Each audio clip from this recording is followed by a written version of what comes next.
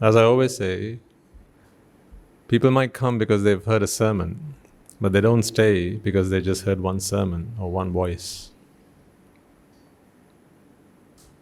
Home is wherever you find your heart. Here we have a man who comes from a very loving family. You heard from his mother the other day. And you could see the love and affection that she had, and she still has, for her loving son.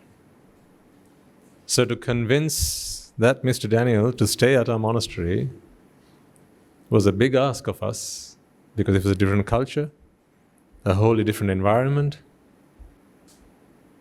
Everything was different, wasn't it? Different food, the environment, the climate, all of that was different.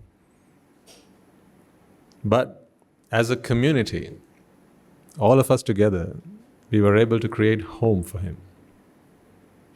And that has paid off. I don't know about you, but that was music to my ears. Just listening to what he had to say. Did you see him read off a script? Did you see how he folded it and put it back in his pocket just before he left? Did you? No. What you see is a transformed man. A man who's changed. Here's a physicist. He's a mathematician. A scientist. Once again, a scientist in a robe. That's what I always keep saying. We are not about a religion. We're about helping people discover the truth of life.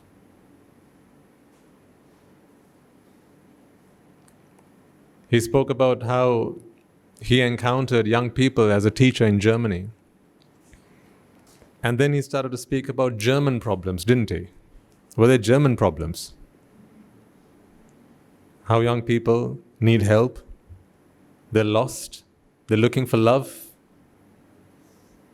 And although they have plenty of material wealth and success, ultimately they're all just looking for love, peace, inner peace, and freedom. So are they German problems? To which we are providing Sri Lankan answers. Are they? No. That is why it makes no sense to segregate and to say that this philosophy belongs to a particular religion. These problems belong to a particular religion, a particular class, a particular race, a particular type of people. They don't, ladies and gentlemen. Cut us all and we all bleed the same. Under our skin, what difference are we? We're all human beings.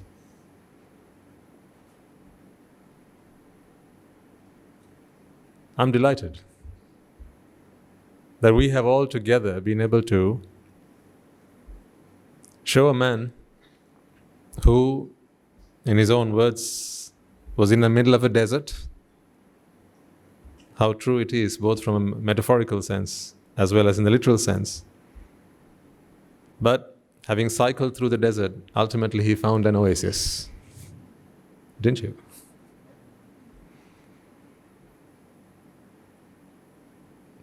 This is the paradise. All I heard throughout his discourse is how the Dhamma helped him to find that freedom. How he said, happiness is just a chitta away. How true, how profound those words are. Do you understand the depth of those words? Happiness is just a chitta away. So if you're not happy right now, when are you going to be happy? After you die? How long do you have to wait before you go to heaven? You got to wait until you die. Have you? No, heaven is only a chitta away. You can create your own heaven just as much as you can create your own hell. The Dhamma empowers you, ladies and gentlemen. That's what the Dhamma does.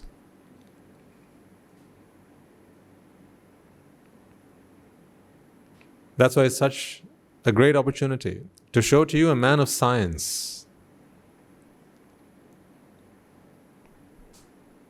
A man who once believed that science had all the answers. He went on to his masters because he thought science had all the answers. Just as I once did, and I thought science had all the answers. Until one day I realized when the Buddha said Vijja Udapadi, he meant some other kind of science, not physical science. Vijja is freedom from avidya. Vijja is the truth. Vijja is wisdom. Vijja is seeing things as they are and knowing that happiness and freedom is only a citta way. I know from the bottom of his heart what he wants for all of you and all human beings is what his name represents. I don't think he was thinking of saying something like that, but he just realized he'd been given an aspiration.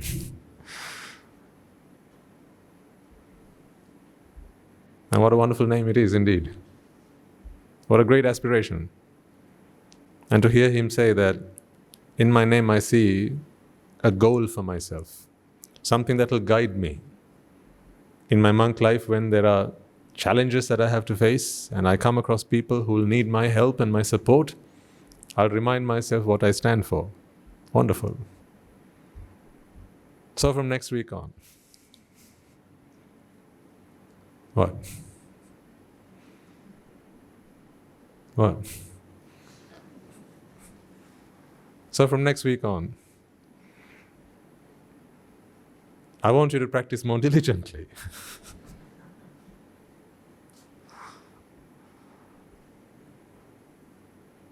See, he had to travel so many thousands of miles to come find this paradise. Guru Andhra always reminds us about this. There are people who have to travel the 7 seas to get here. There are people who have to risk life and limb to come and be among us. So many hurdles and obstacles and challenges. Least of all, your faith. And what is acceptable and not acceptable, given the circumstances.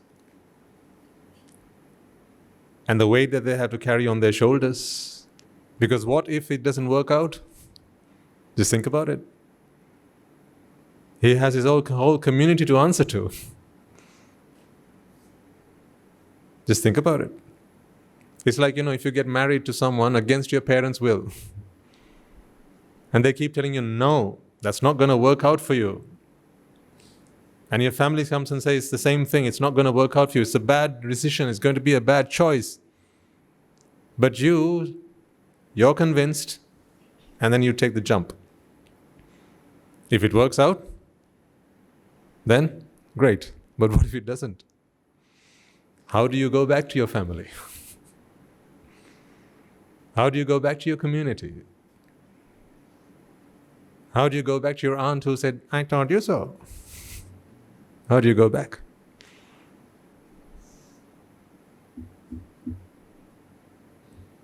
But fortunately for him, he came to where the right answer is. He came to where the solution is, and he did as his teacher said. It's not enough just to have the right answer. You see, the Dhamma is not the only thing that has to happen in one's life. There's a practice that comes with it.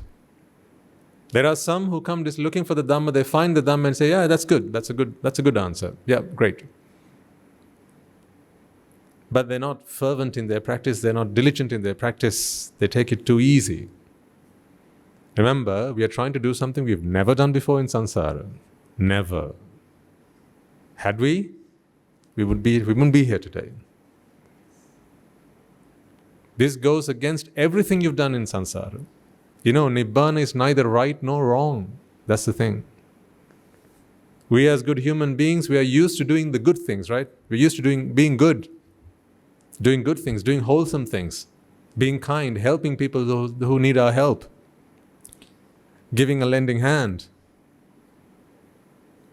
feeding the poor, looking after the old, the sick, and the elderly. Right? These are things we're used to doing, and people appreciate us for doing so. We take pride in doing these things. We celebrate these things. But Nibbana is something else. It's not where good ends. It's a whole new dimension. That is why Arahatan Vahansa is referred to as the Punya Papa Pahinasa. Having relinquished what is bad as well as what is good, one becomes Arahatan Vahansa. He sees the whole world through the lens of equanimity. Everything is equal to him. Good and bad he can see in the same light. Good doesn't please him just as much as bad doesn't hurt him. Because if you don't like bad, that's because you like good. And if you like good, you'll keep coming back for that. That's the thing. See, good and bad are two sides of the same coin. But of course, it is a stepping stone to Nibbana. That is why doing merits is so important. Being a good human being is so important. Looking after your parents is so important. Being there for them when they need you. Helping the poor, helping the elderly, helping the sick, helping the blind man cross the street. All of these things are so important. Greeting someone, smiling at them, making their day, all of these things are important. This is all part of the sasana. But these are the stepping stones which gets you ultimately to sacitta pariyodapana.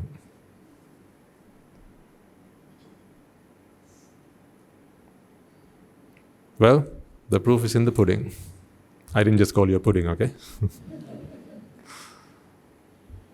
The Dhamma works. The Dhamma works, ladies and gentlemen. The Dhamma works. If you let it do its work, it will work. It's like a detergent. In the box, it doesn't do anything. But take your dirty fabric, put it in a bit of water, which is noble association, companionship, and then add a bit of detergent. Without the water, how much good does detergent do? Nothing. The water alone doesn't do a lot.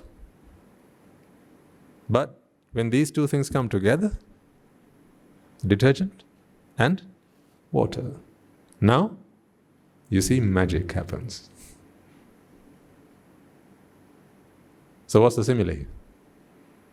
If your mind is the dirty fabric, soiled by defilements, desire, aversion and delusion, the sleepless nights that you have, the fears, the grievances, the sorrows that you have, if these are the taints that keep your mind dirty, put it into water and add some detergent. Water is noble association. The noble company that you keep, the good friends, the wholesome friends that you will come across, the Mahasangha. Bhikkhu, Bhikkhuni, Upasaka, Upasika. So it includes all of you as well. This community, that is the water. And then of course the detergent. Do you need lots and lots of detergent? When you wash your laundry, what do you have more of, detergent or the water? Water. So what do you have more of when you wash your dirty laundry? Water, right? Because it is the water that helps the detergent get into the fabric, isn't it? You don't need lots of it, you just need a little of it. But you've got to let it seep in. Let it go into the threads, in between the threads. And you've got to let it be in contact as long as is required. Some stains are more stubborn. Do you have some stubborn stains? Yes? Yes. We all do. Some stains are a little bit more stubborn. Some stains are not so much.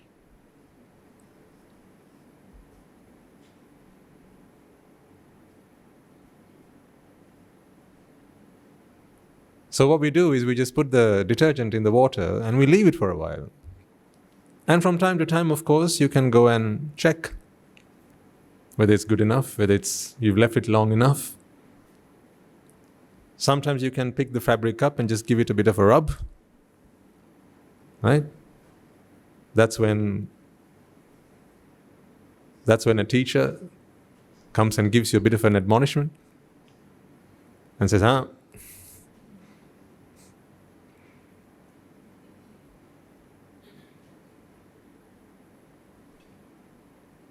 But you just got to leave the fabric in the water with the detergent. Because the detergent does its magic. You need not do much at all, really. And then in the end, right at the end, you turn the bucket over, you empty the detergent and the water that's mixed with the detergent, and then you take some fresh water. Because what's the last thing you got to wash off the fabric? The detergent itself. What a fitting analogy.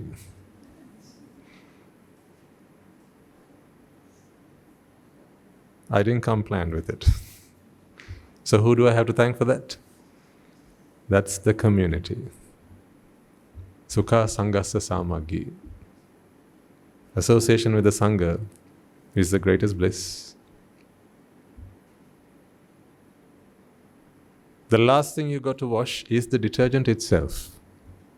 In other words, the Dhamma itself. Because here's what happens. As the Dhamma starts to work with you, as the Dhamma begins to cleanse your mind of the defilements, you tend to get attached to the Dhamma.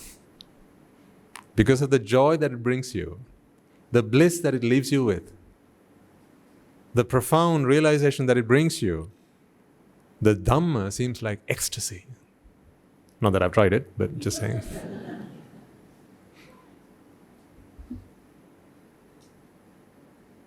There are many anagamis for whom the only obstacle to them becoming an arahatan vahanse was their attachment to the Dhamma. But then again, there was noble association. It's always noble association. See, when the Venerable Ananda speaks to the Buddha and asks, Venerable Sir, isn't half of the sasana noble association? You see, in the book it doesn't say what the other half is. Now I think I know what he meant. I believe he thought the other half was the Dhamma.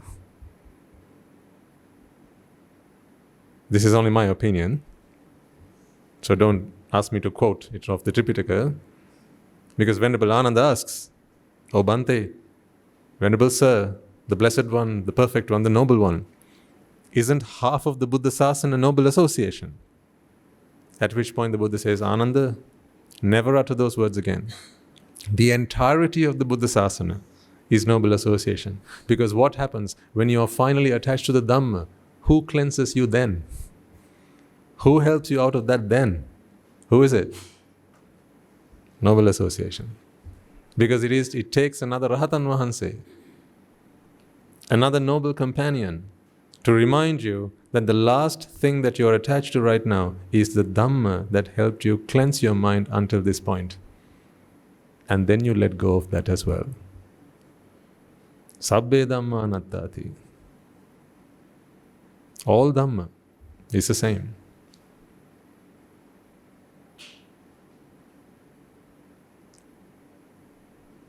But that will come to you eventually.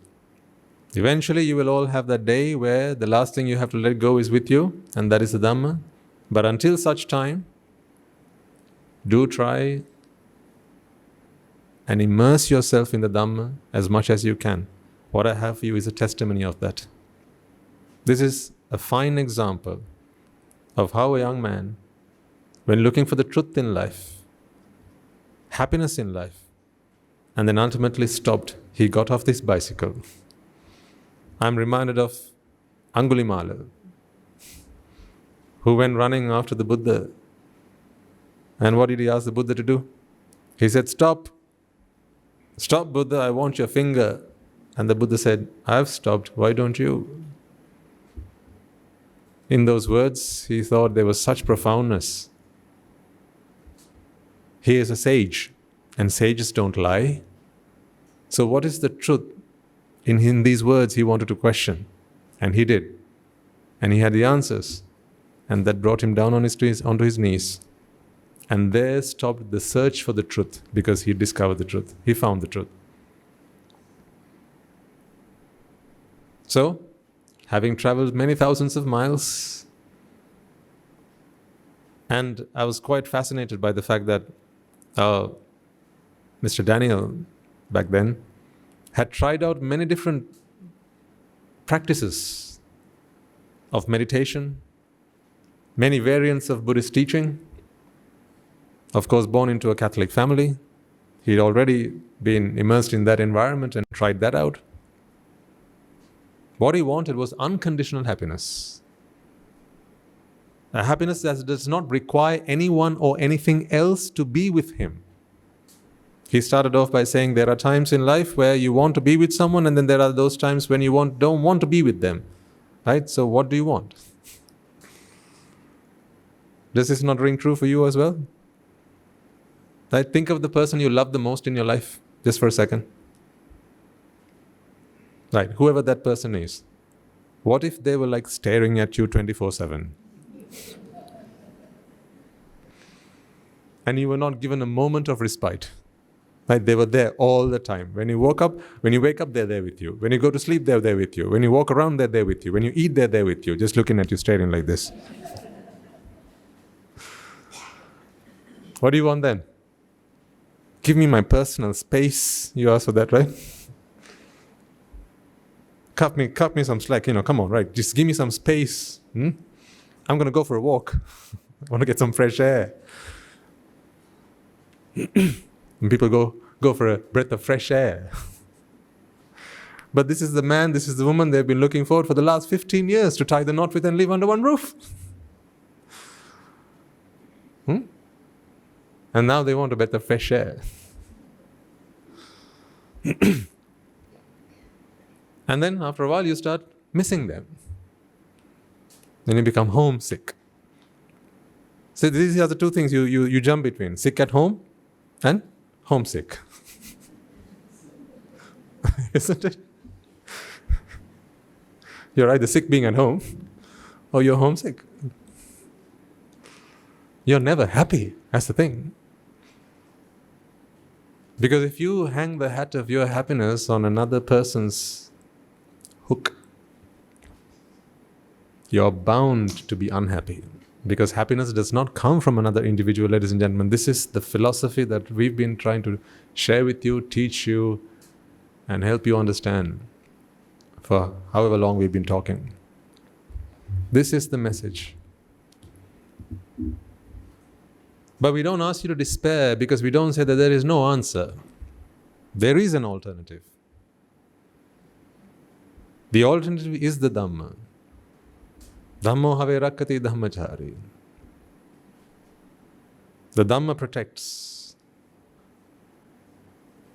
Dhammo suchinno sukham. One who practices the Dhamma is happy, is blissful. Esani sanso dhamme suchinne.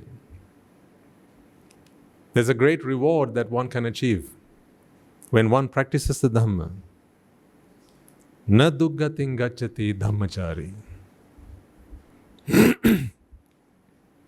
One who is a practitioner of the Dhamma, one who practices the Dhamma, does not fall into despair, into grief, into sorrow, into fear. Most of you will have heard the first line of that stanza. Dhammo have rakkati dhammachari. Here's the rest of it.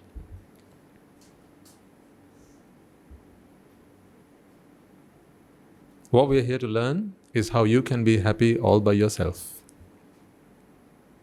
And that is by giving up yourself. Because here's the thing. Once you've learned how to live without everyone else, now the last person that you need to live with is whom? Yourself.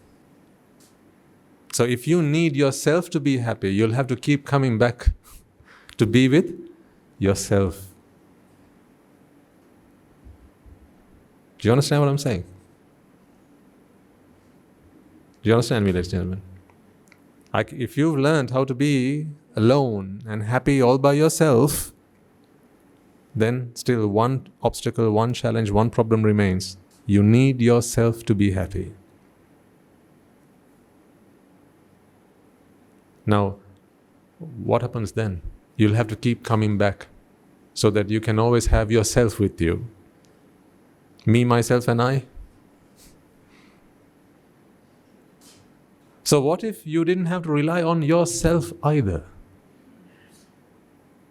See, first we learn to live with others. We are dependent on others, aren't we? Then as you mature, you learn to be dependent on yourself. And you consider that a level of maturity which is above the previous level. When you live with others, you do good and bad things. When you help others, you do good things. When you hurt others, you do bad things. In other words, good and bad things are those.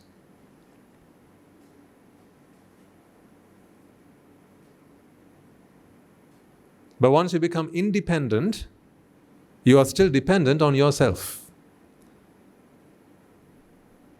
In a citta, you don't have a self. This is the problem.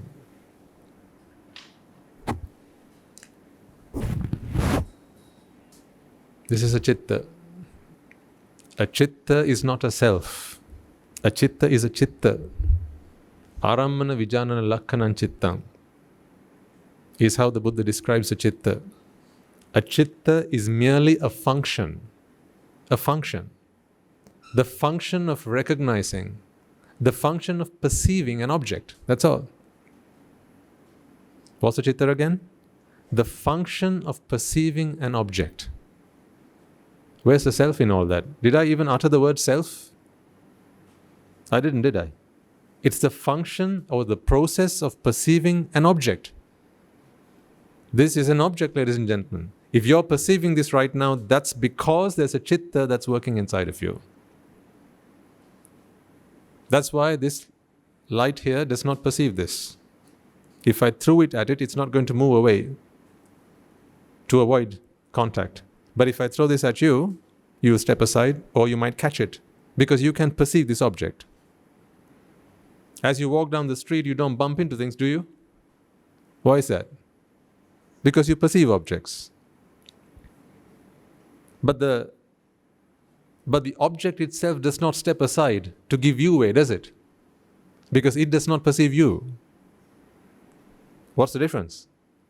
In one there's a citta, in another there isn't. So a citta is the function, the process of perception. And you know how perception works. Rupa, Vedana, Sanya, Sankhara and Vijnana. I promised you last week, we have to start getting into the depths of this because you'll be coming to the monastery and you're going to start meditating. What are you going to meditate on? You can't just come and walk up and down and say, I am a good person, I will always be a good person, I will forever be a good person. That won't work. Remember, Nibbāna is not about being good. What is the greatest obstacle to greatness? Goodness. That is the greatest obstacle to greatness. Goodness. If you are good, that's what stops you from being great. Now that's not to say don't be good. You got to be good. Because goodness lifts you from badness. But greatness lifts you from goodness. You know, God is not good. God is great. So if you want to be with God, you can't just be good. You got to be great. Nibbana is not just good. It's great.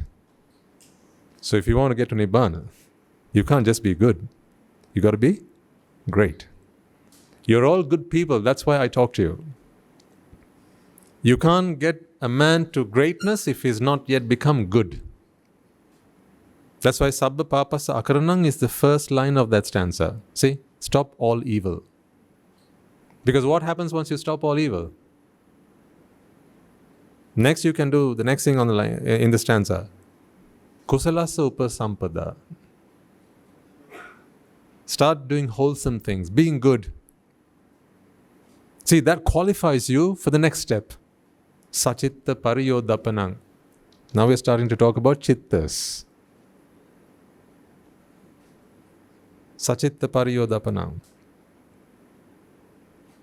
There's a great meaning hidden in those words, which I will unravel for you in time to come. Sachitta pariyodapanang, each of those syllables have profound meaning. It talks about the 5 aggregates and how because of ignorance and attachment, the 5 aggregates defile the citta. Or in fact, the ignorance and attachment defiles the citta. But we'll talk about that another time. But at least take it on the surface for the time being. So you got to stop being bad, start being good, and then you move on to being great. Here I'm talking about the philosophy that lifts you from bad, not from bad to good. This is the philosophy that lifts you from good to greatness. So you will only understand this if you are a good man, a good woman, a good human being. If you're still evil at heart, trust me, you won't get this. Then you'll ask me, how about Angulimala then? Swaminathan, you just mentioned Angulimala. Wasn't he a bad man? He was not an evil person. He was just doing what his teacher had asked him to do. He was like a killing machine, but he didn't kill out of hate. He didn't know the people he was killing. He didn't have a grudge against them. He didn't want to kill. He just wanted their fingers. If they had volunteered their fingers, he wouldn't have killed. That's why he was in heart a good man, a good human being. So a few words from the Buddha was enough to elevate him from goodness to greatness. But you don't kill for any reason. You're already good. That is why you are qualified to be here and to listen to these words. And these words will have an impact on you. So listen carefully. Listen attentively. Listen like this is the last sermon you're going to listen to. That's how I listen to any sermon. When I was listening to Maitri Hamdro speak, I reminded myself, this is the last sermon I'm going to listen to. I had no intention of giving you a sermon today because that was the last sermon I was going to listen to. You know, when you listen like that, you get the most of it. See, I can remember everything he said. He was speaking to you mostly, but I remember everything he said. How he started off by saying he was a teacher and all that.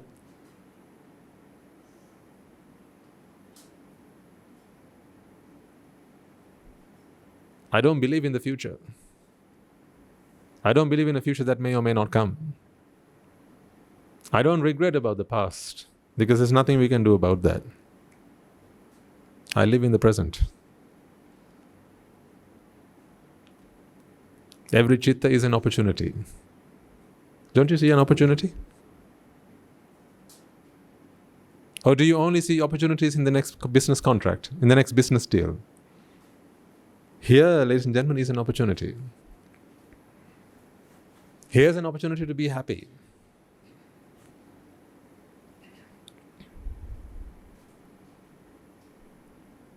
In this citta is your chance to be happy.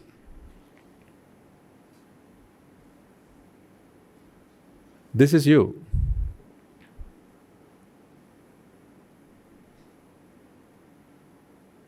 This is a process. This is a function. A citta is a function to perceive an object. This is the process of perception. This process is executed the moment you put an object in front of it. The moment you place an object in front of it, this process executes. This is like the input. For those of you who are familiar with computing, this is like the input. This is the processing. In the end, you get the output. Vijnana. Once this has happened, you have perceived. Actually, it's wrong to say that you have perceived. It is not you who has perceived. Perception, come on, perception has happened. Perception has happened. When the autumn leaves fall off the trees, do you go to the tree and say, you fell those leaves? Do you? Do you? Do you look at the leaves and give them credit for falling? Was it their choice? No, so who fell the leaves then? Who fell the leaves? Who fell the leaves? No one. The leaves fell. The leaves were fallen by? What do you like? Active sentence or passive sentences? You could say the leaves were fallen by nature. That's what we like to say. Nature, Mother Nature is who does all of these things. We say nature because we always want someone to attribute things to. So then we think of Mother Nature. You think of the earth as Gaia. She's the earth. So when the earth trembles, Mother Earth is not happy. We sentient beings, we have a tendency to always personify things because we like to have someone with us. If you don't have your family with you, you'll at least think, Mother Nature is with me. Mother Nature. And you love to use the word mother because, it gives a very motherly feeling. It's where you're most comfortable, with your mother. That's why whenever you personify, you like to use those very endearing words. What do you call your other half at home? At least until you get married, when you're dating each other. I've heard wonderful things. Chuti Ammi. How did she become Ammi?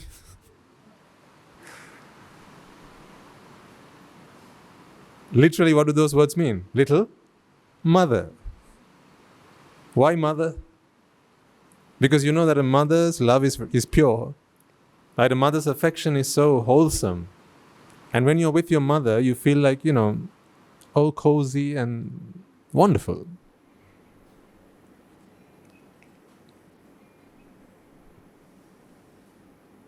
So when you feel you don't have anyone with you, you try to personify things, objects, and then that gives you a sense that you are not alone. Remember, there are 3 forms of existence. 1 is with others. 2 is with yourself. 3, what? 3 is what? Existing with? No, 3 is this. The citta. 3 is the citta. This is you. The long and short of all this is actually, this is all there is. It's not like once you understand the Dhamma, who you were goes away somewhere and now you're left with the citta. That's not how it works. Right? It's not like you're always with people and then you understand the Dhamma a little bit more and then those people leave and now you're with yourself and then you understand the Dhamma a little bit more and then that self goes away and now you're just a citta. That's not how it works. You are always just a citta. So if you're always just a citta, how come you feel that you're with yourself? How come you feel that you are with yourself? Sometimes don't you tell, let me think, what would I like? That you think with yourself. Let me give it a thought. And then you feel like you're having a debate with yourself. You feel like you have the angel and the devil on either side sometimes. Right? You ask the angel, you ask the devil, what do you want? What do you want? What do you want? What do you want? Right? You have this dilemma sometimes. And you tell, I just can't make my mind up. See, I just can't make my mind up. You feel like there's me and then there's another force somewhere within me. There's me and there's a force within me. There's another voice within me. Sometimes you call it your subconscious. Don't you feel like there's sometimes something within you that keeps going against what you want to do? Like when you have two voices in your head. Like you want something and then there's another voice that says, forbidden territory. And then you say again, no, but I do. And they say, no, it's a sin. And those days when you want to get out of bed, but you just can't. Not Sunday mornings, I'm sure. But all other 6 days of the week. At least Monday to Friday. You know that feeling?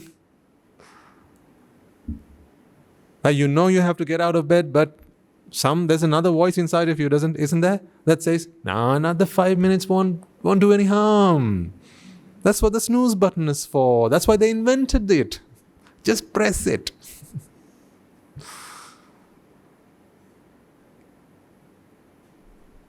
Five more minutes won't do any harm. The boss will understand.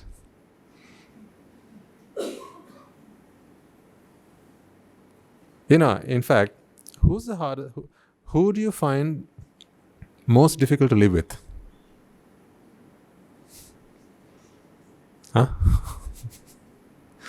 Who do you find the most difficult to get on with? I'll name a few people, all right? You tell me when I hit the right spot. Hubby. Habibi. And that's wife in Arabic. Your son. No. Daughter. Grandma. Grandpa. Neighbor. No, because you don't have to be with them all the time, right? Usually you can negotiate with them. Like you can come to an agreement. You can even, you know what? You can even sign a contract with them. Can't you? And if they don't do what you ask them to do, if they don't do what they agree to do, you can take them to court. You can sue them. You can sue them.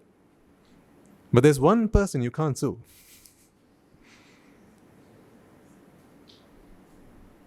Have you ever heard the case of me versus me?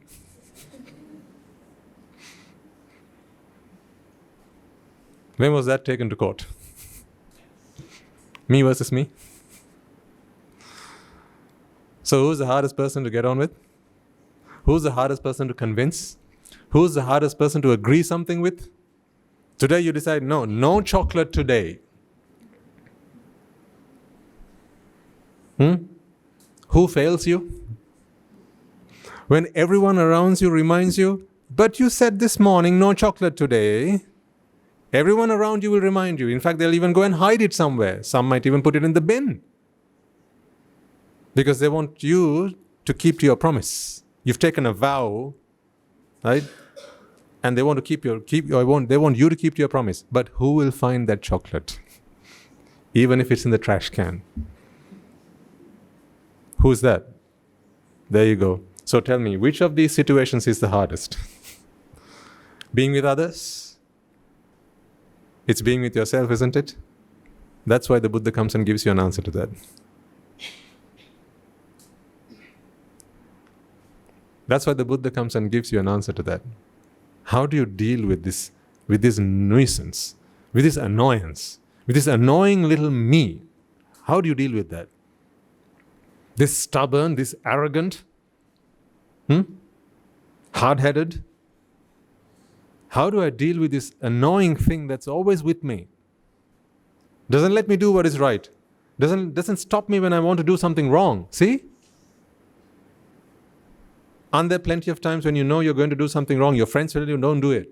Your parents tell you don't do it. Your teachers tell you don't do it. But there's someone inside saying, do it.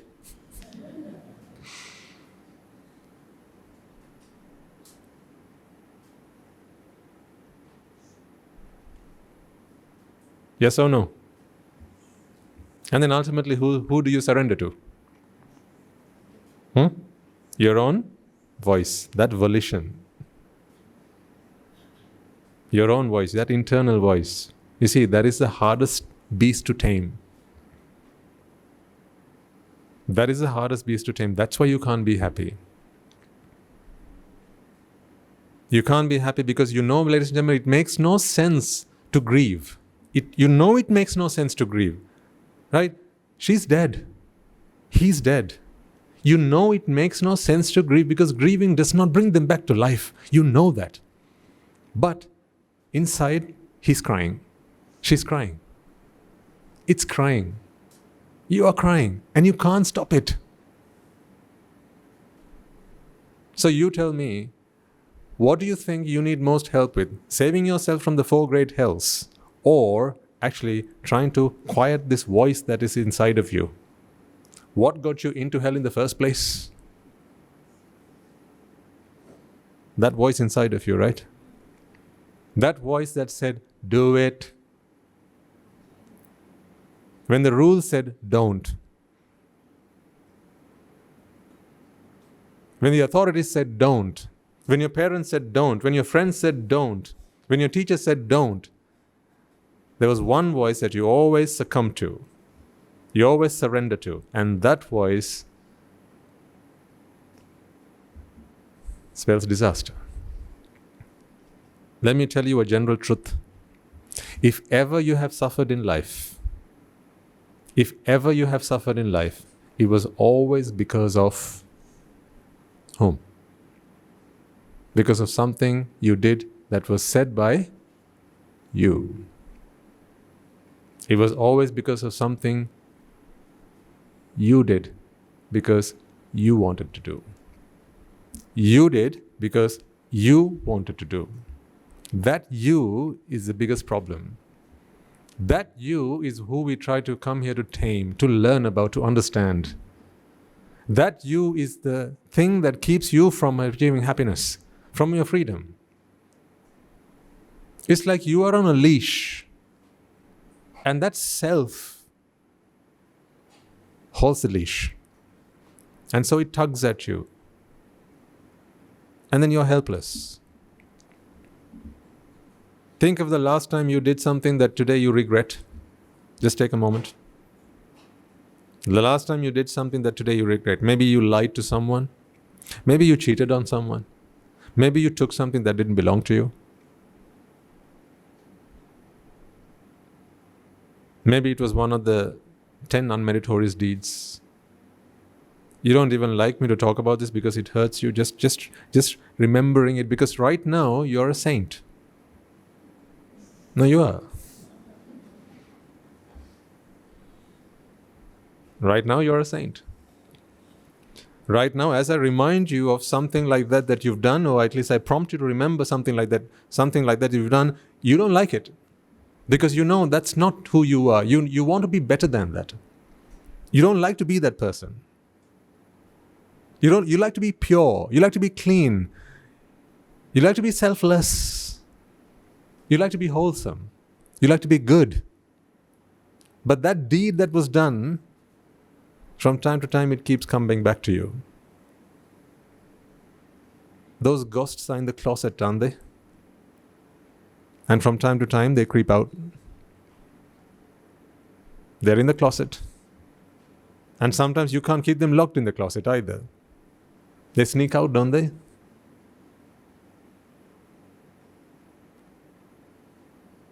Aren't you reminded from time to time about things you've done in the past?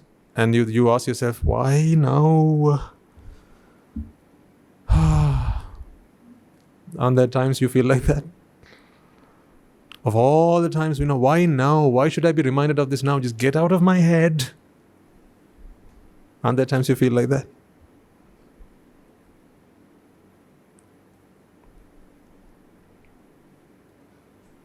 If you've ever cheated in your life, I'm sure none of you have. I'm just saying. I'm speaking. This is to the people listening online, okay? Not you lot. If you've ever cheated in your life, right? On your birthday or on your anniversary, when your other half brings you a present or a gift, right? Makes something special, something nice for you, and says, my dear, my darling, you are the love of my life. Right? And I know I am the same for you. I've always been faithful to you, and I know that you have always been faithful to me. And you go, oh.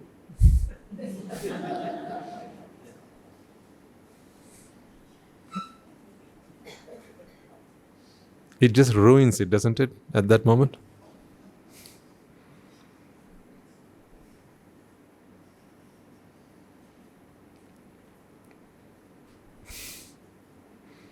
Not you, just saying. You just have to imagine that there are people like that, okay? Not you. See, those are the ghosts in the closet. You have no control over them because you are still in number 2. This is why that happens. You're on level 2. Today you may be able to live alone, but the problem is what happens when you have to live with yourself and yourself keeps haunting you? What do you do then? When they keep tormenting you and torturing you, what do you do then? When guilt comes and strikes you, what do you do then? You know, everyone else has forgiven you. They say, water under the bridge. As if it was so easy. She found out, and in the end she said, right, you know what? Happens to the best of us. I know you were just weak at that moment, right? I forgive you, right? Let's move on. I'll never bring it up again. And then anniversary comes. And she keeps to her word. She does not utter a syllable. She does not say a word about it. She comes and sits by your side, or he comes and sits by your side, right? And holds your hand and gives you the gift and says, you know, darling, I honestly mean this from the bottom of my heart, right? I'm the luckiest man / woman alive to have someone like you in my life. And how do you feel at that moment? You know what I'm talking about because you've heard it from someone else.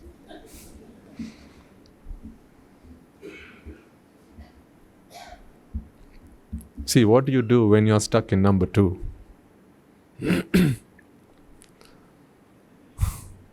Where do you go for answers then? Right? I mean, you can get on your knees and confess. You can keep on confessing. I've done this, I've done that, I have sinned, and so please forgive me. And then and she says, yes, I forgive you, I forgive you, I forgive you. But still, it keeps coming back. It still keeps coming back. You have been forgiven and it has been forgotten. But there's one person who never forgets. And who is that person? Of course.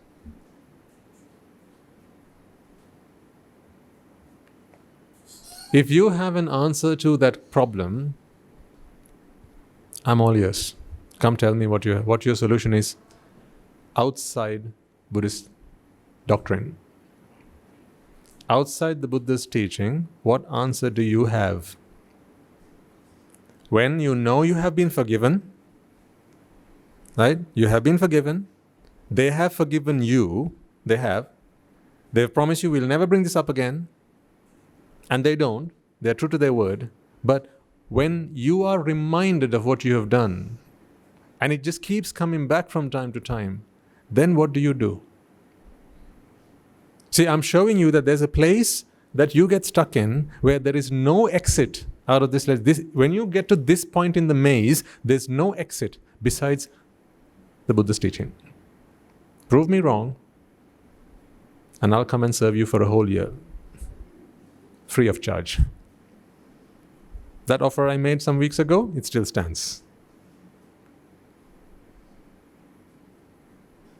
For as long as you feel that it was I who did it, there's no escape.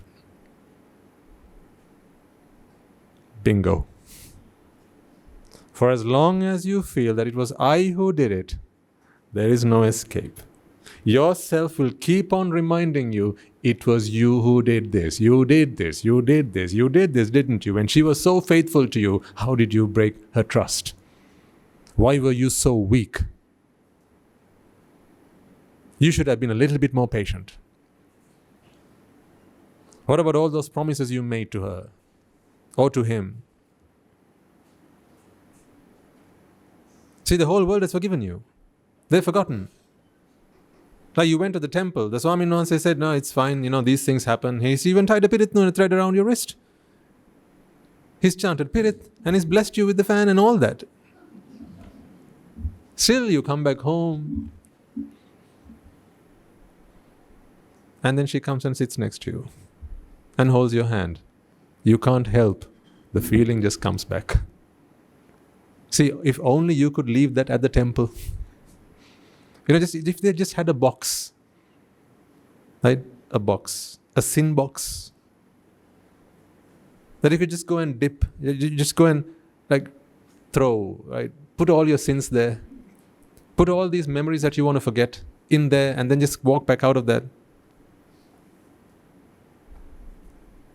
There's a lovely saying, isn't there? This is a Sinhalese saying, so forgive me for those who don't understand this, but I will translate it for you. Upanda sita karapu paunata warak vendot kalaniye.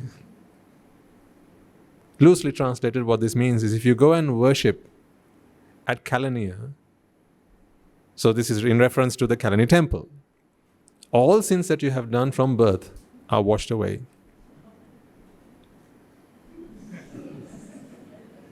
Where do I sign up for that?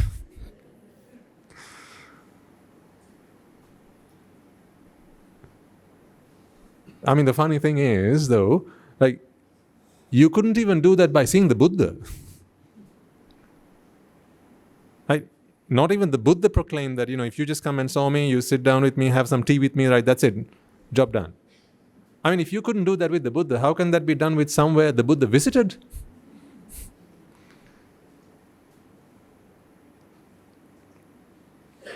But that's because we interpret them at face value. Kalaniya, now this is only my interpretation, okay? I'm the stupidest person in this room, so please don't take my word for it, right? And don't shoot me, right? This is just my interpretation of it. Kalaniya is Kalyana Mitta. If you come across a Kalyana Mitta, if you come across wholesomeness, the doctrine, the teaching, that is what Kalaniya is to me. Purity, wholesomeness, Kalyana, Kalyana Dhamma. The Dhamma that helps you elevate from number 2 to number 3.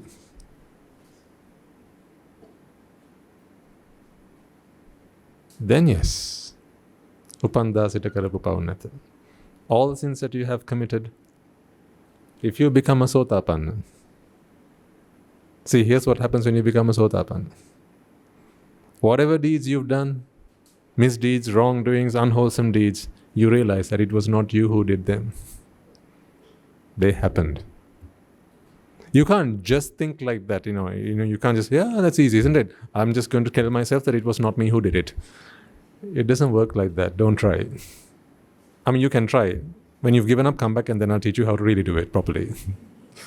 It doesn't work like that. Excuse me. Doesn't work like that, ladies and gentlemen. A scientist, say Mr. Daniel, who is now Maitri Hamdru, when he was Daniel, he would have looked at this table and he would have said, as a physicist, I can tell you that there is no table here.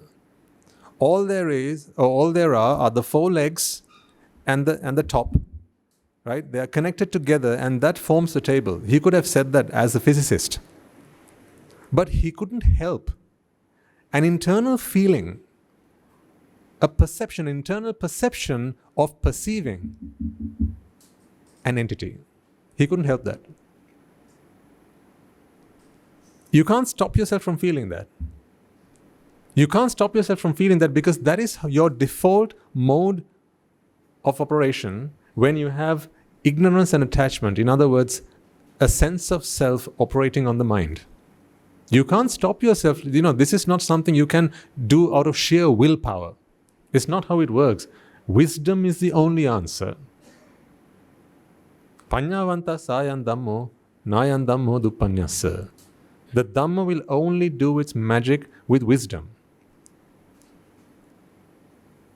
What merits help you do, ladies and gentlemen, is to sharpen your wisdom. faculty. It'll sharpen your wisdom faculty, but ultimately it is wisdom that will help you understand the Dhamma.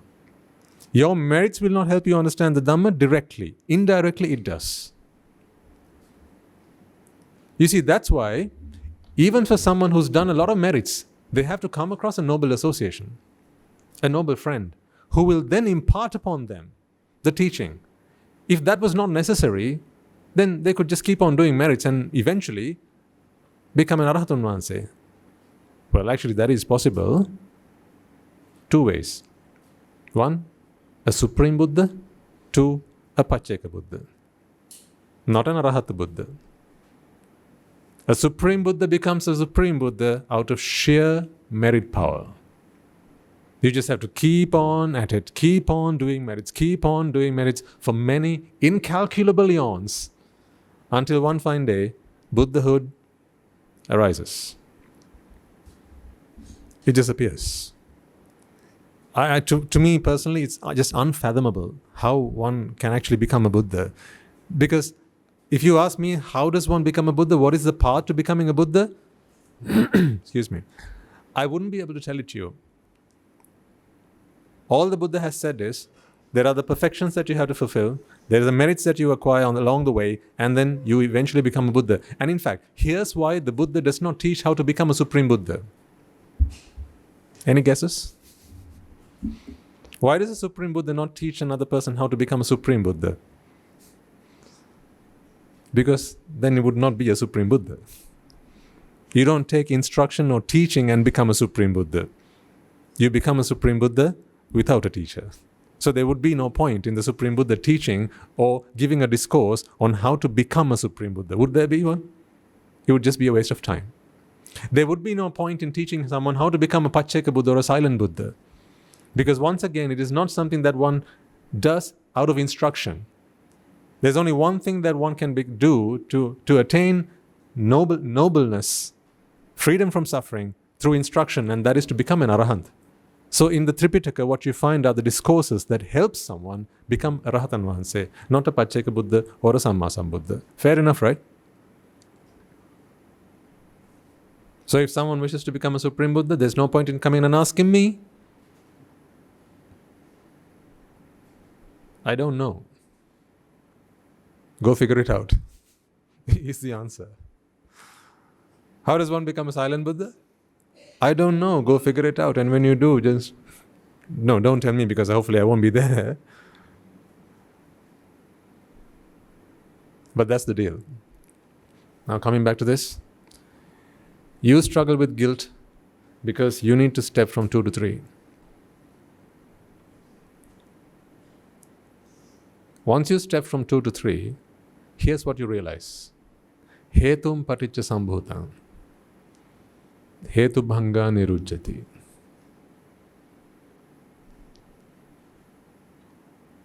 Causes come together to produce an effect. When those causes cease to exist, the effect ceases to exist. That is a profound realization. Take a moment to think about that. Hetum paticca sambhutam. Hetu is causes. Paticca is to come together in the right combination. Sambhuta is to manifest. To manifest as an effect. Hetu bhanga. Hetu again, causes. Bhanga is to, let's say, disperse. To not be together. To not come together.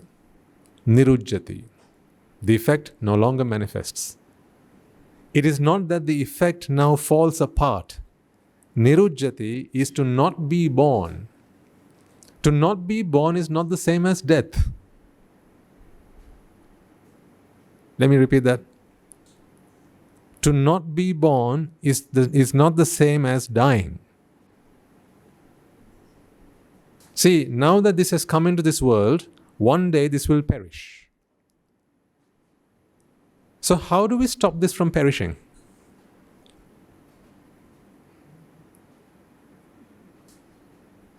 How do we stop this from perishing? Can we do that? We can't do it with this because it has already come into this world. Right? Once it has come into this world, ladies and gentlemen, you can't stop something from perishing. So, to stop perishing, to stop death, to stop decay, to stop destruction, there's only one solution: to not come into being in the first place. Nirujjati is to not come into existence. So what's the significance here? Hetu bhanga nirujjati. When the causes no longer exist, the effect no longer comes into being. It is not that what exists passes away.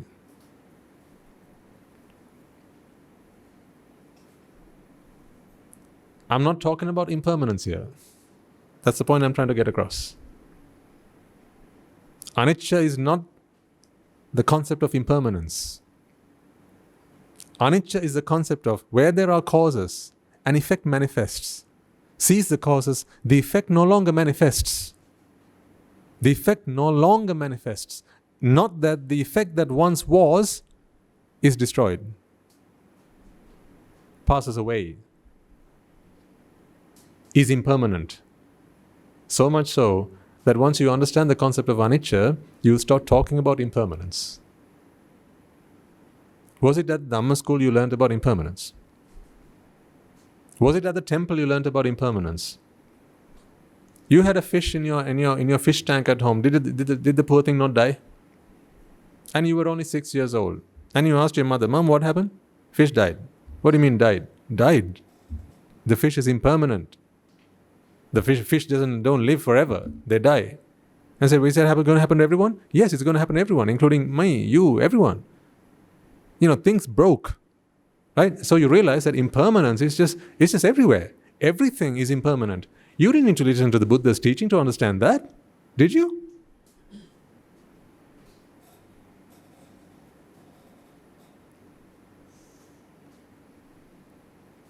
Honestly, do you need to understand the Four Noble Truths to understand that things are impermanent? Put your hand up if you're going to tell me that until you listened to the Buddha's Dhamma, you had no idea that the world was impermanent. It was only after you listened to the Buddha's teaching you realized that the world was impermanent. Well, there you go.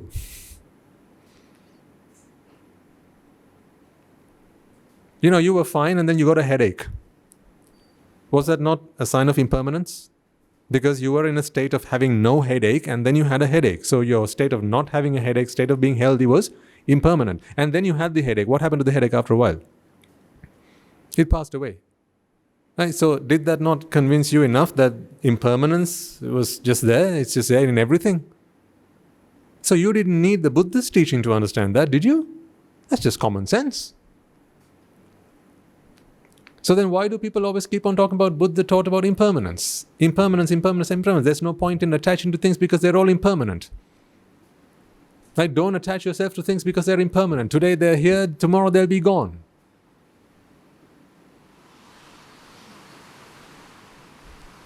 People have lost the plot. Impermanence is not the problem, ladies and gentlemen. Once you understand this concept, hetum paticca sambhutam hetu bhanga nirujjate, you will realize that there was nothing there to be impermanent.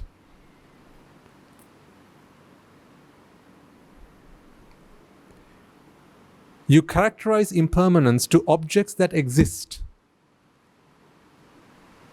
See, impermanence is a characteristic of an object that exists.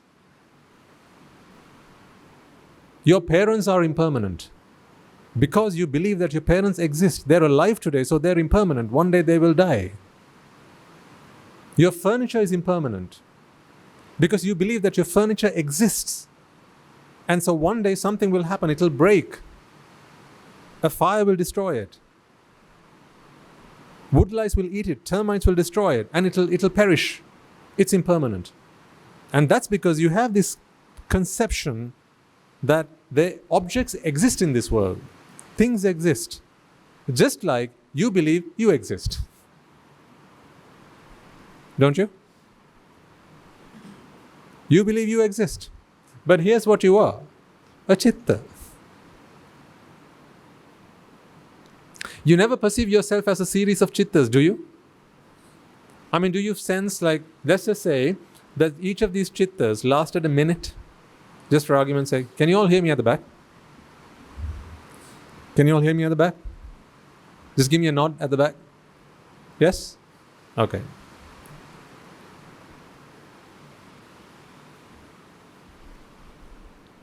Let's just assume that a chitta lasted a minute.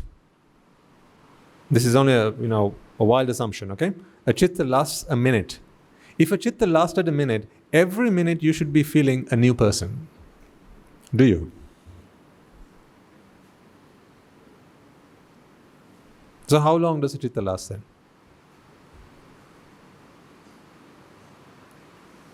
That's not the point. You don't feel a new person regardless of how long a chitta lasts. That is the problem. Whether this is a minute, an hour, a day, or a second, you wouldn't feel that you are a new person, a new entity, a new being, because there's something called jati working on the chitta. Your chitta has been hijacked.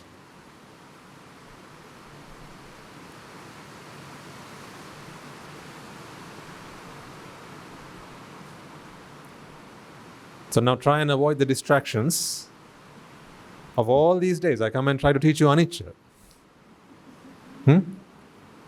And they have to have it their way.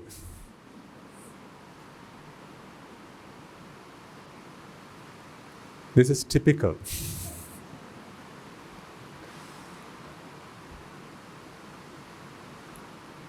So now you have to make an extra effort to try and not let that distract you. Right? And the soothing sound of rain splattering on the roof.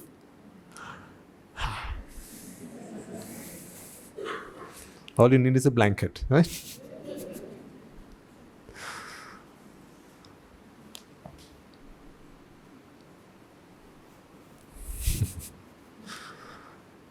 That's why you need merits. To have a conducive environment. All of that is important, ladies and gentlemen. That's why the Buddha does not preach to a hungry man. He says, go and give this man something to eat first. Because if you keep focusing on your hunger, you can't focus on the salient point. Right? But let's try and work through this. Fight the forces of Mara. Because you have to free yourself one way or the other.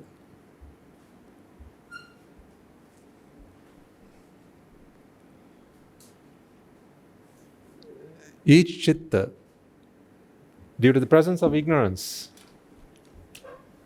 and attachment, ignorance is a state, not a United State, not that state. It's a state. Okay, it's a state. It's a state in which the mind is in. Okay, understand that? It's a state that the mind is in.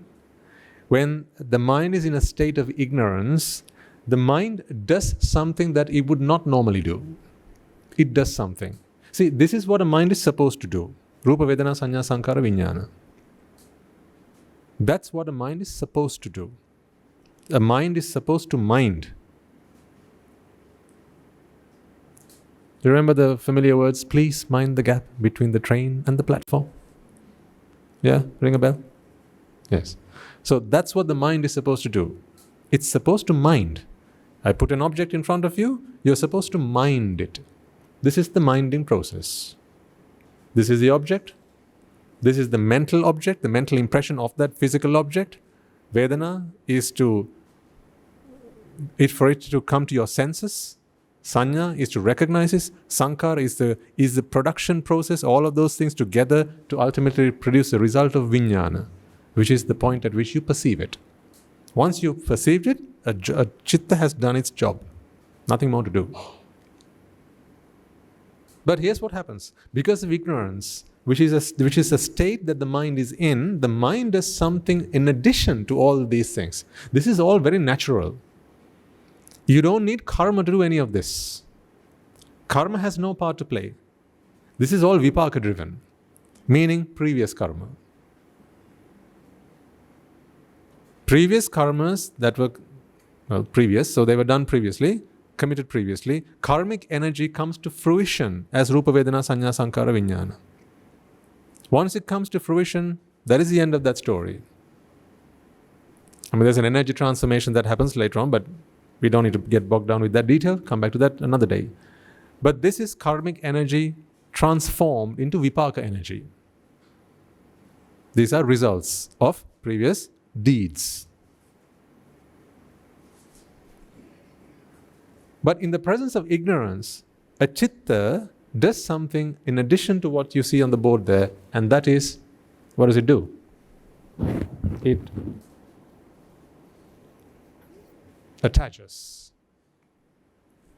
Attachment, if you like. This is what we call, in Pali, tanha. Tanha. Tanha will never happen if there was no ignorance. Ignorance is the base on which, if a citta runs, you can't help but attachment will arise. Attachment, the function of attachment will happen. There's no choice about it. Remember, ladies and gentlemen, there's no choice about any of this. Because this is not choice driven. This is hetum paticca sambhutang, hetu bhanga nirujjati. Not choice paticca sambhutang, choice bhanga nirujjati. It's not so. This is hetum paticca sambhuta. Hetu are the causes. When the causes come together, an effect manifests. Do try and conceive all things and perceive all things in that manner. Now take the rain that happened just a moment ago. Who stopped the rain? You think, as I was saying, they've started it again, the gods were like, oh my God, we better stop this. You think the rain gods thought that I was cursing them, so they had better stop it? No, but you know what? Back in the day, people used to attribute these things to gods. The rain god, the sun god, the moon god, that god, this god, the other god. Fire god. Because people don't like it when someone's not responsible.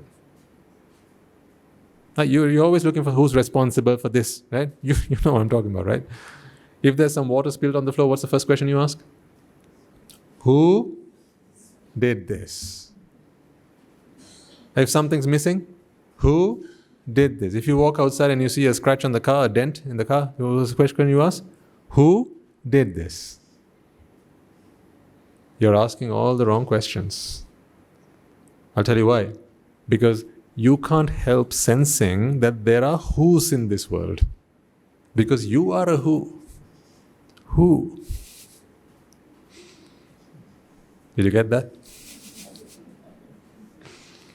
Who is what you deserve if you believe that there's a who in this world. There are no who's in this world, ladies and gentlemen. There is only hows. There's a how something happened, not a who did it. So if you ask the question, how did it rain and how has it stopped raining? We have answers. Who rained and who stopped the rain? No answers. Now you're going to have to look for a supernatural force or a power or some entity.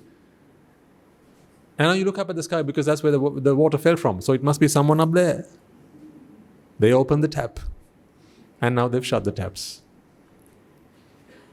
I remember when I was younger, I had this question. Who rains? And someone told me it was when the gods wanted to take a leak. They would...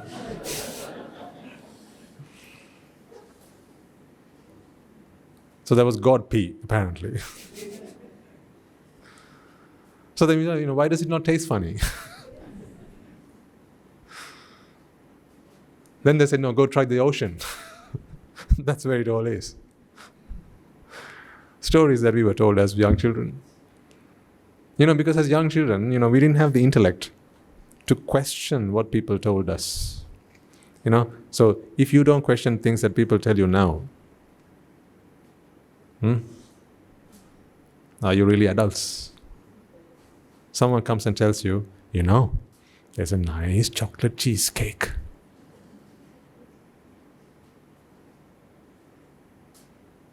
There's a nice strawberry cake. Would you like to try some? If you don't take a moment to question, how can a cheesecake be nice? What's nice about the cake? I mean, there's a cake. There's flour in the cake, there's sugar in the cake, but what's this niceness you're talking about? Did you add that ingredient to the cake when you baked it? How come the other person, they don't like cheesecake? They never say that it's nice. In fact, they don't like it at all. They say, no, not cheesecake. I just don't like that stuff. So how come you say you like it, but the other person doesn't? If you don't ask these questions, how do you qualify to call yourselves adults? Because only a child accepts things at face value. Because they're so gullible. They're naive. Are you the same?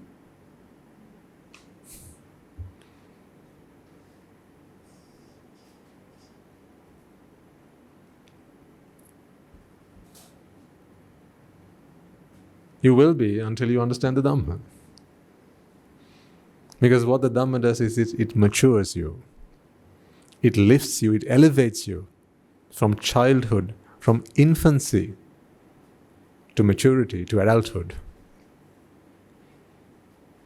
I don't know a single adult who has not come across the Dhamma. So in other words, if you've not come across the Dhamma, we are all still children. Very childish. That's why sometimes you do childish things and you wonder, why did I ever do that? Aren't you sometimes a bit childish in some of your actions? Right? Don't you sometimes get engaged in puny little arguments?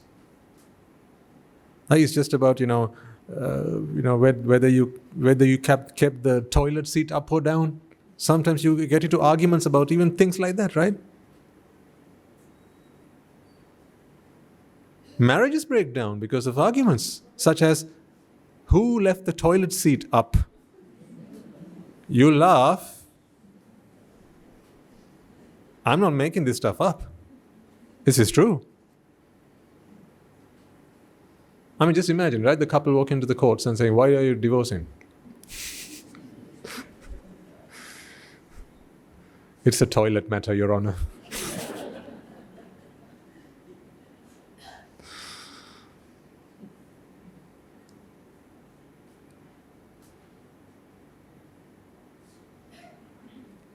We've got to come to our senses. This is what a citta is supposed to do. But in the presence of the state of ignorance, when the mind is in a state of ignorance, and we talk about it in more detail this week, next week, and so on.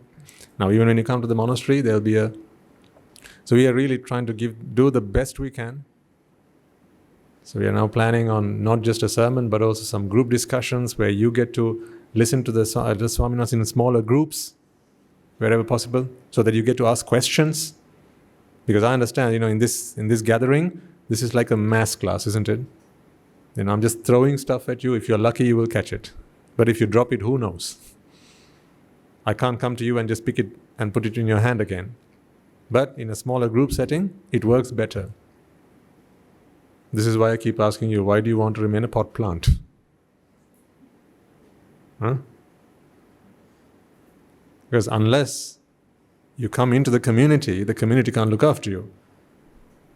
Only I can look after you, and I can't do much at all. I can do very little. See, this is the best I can do, honestly. This is the best I can do. I can't do any more than this. Now, today, I don't know how many people we have in the audience. What, say 200? Right? Let's say in 2 weeks' time, we have 250, 300, right? This is what I do today is what I can do then. So one day we have a group of 1,000 people here. I will only be able to do the same thing. The closer you are to me, at least I can see your faces. And I can see whether you have a smile on, right? Or you're frowning at me. Or I've said something to upset you, or you just can't, you're confused. But the further back you are, I need a pair of binoculars. I can't see you. I don't even know whether you can hear me. So, but Unfortunately, I'm only human, so this is the best I can do. So, as we grow in numbers, if you want to benefit from this truly,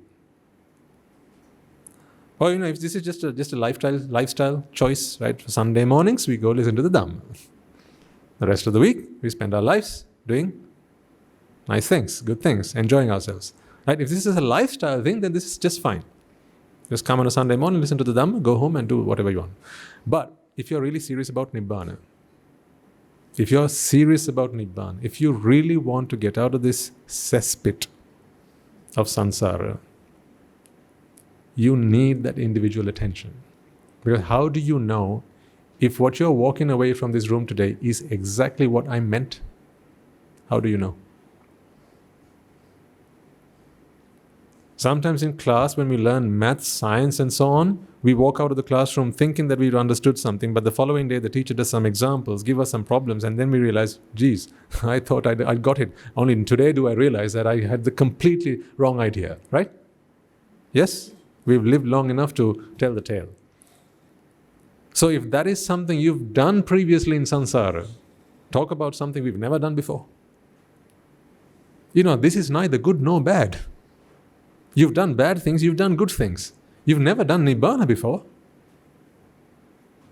This is not something you've ever done before. I'm giving you answers as to why I chose the life of ordination. Why I chose to become a monk. Because I wanted individual attention. I wanted to be an inward patient. You always go to the OPD.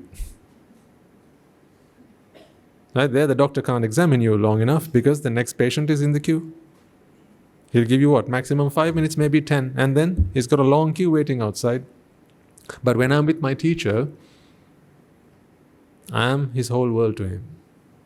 All he has to do is look after me, answer my questions, then I can cross-question, I can counter-question, I can throw examples, he'll throw me examples, right? And then we can use metaphors and similes to try and actually get the idea. That's why I always encourage you, either choose to become an anagarika, a sila sravaka, a sila sravika, a sila uesi. These are the various programs that we have to cater to Nibbana, if you're serious about Nibbana. I'm not saying this, ladies and gentlemen, because we want a gathering or a follower base. Trust me, if I wanted that, I would not be able to get to Nibbana, because you can't get to Nibbana with a group of people. We can't all hold hands and go lovely to Nibbana. That's not how it works. I go to Nibbana even without myself, right? Let alone you all. I can't go to Nibbana with my Trihandro. He has to go his own path, I have to go my own path. It's about relinquish the sense of self. So that must convince you that this is not a call for a gathering. Yeah? This is not a call for a gathering. This is only an invitation made on your behalf. If you want Nibbana seriously, then you have to put in time to get that one-on-one attention. Why do you go to a consultant? Why don't you just Google whatever symptoms you have and try and find some answers? Because you can't trust them. Even if it was trustworthy, how do you know? The doctor hasn't examined you. They haven't seen you face to face.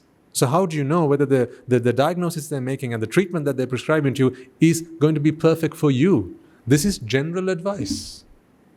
I don't know what your situations are. I don't know what predicaments you find yourselves in.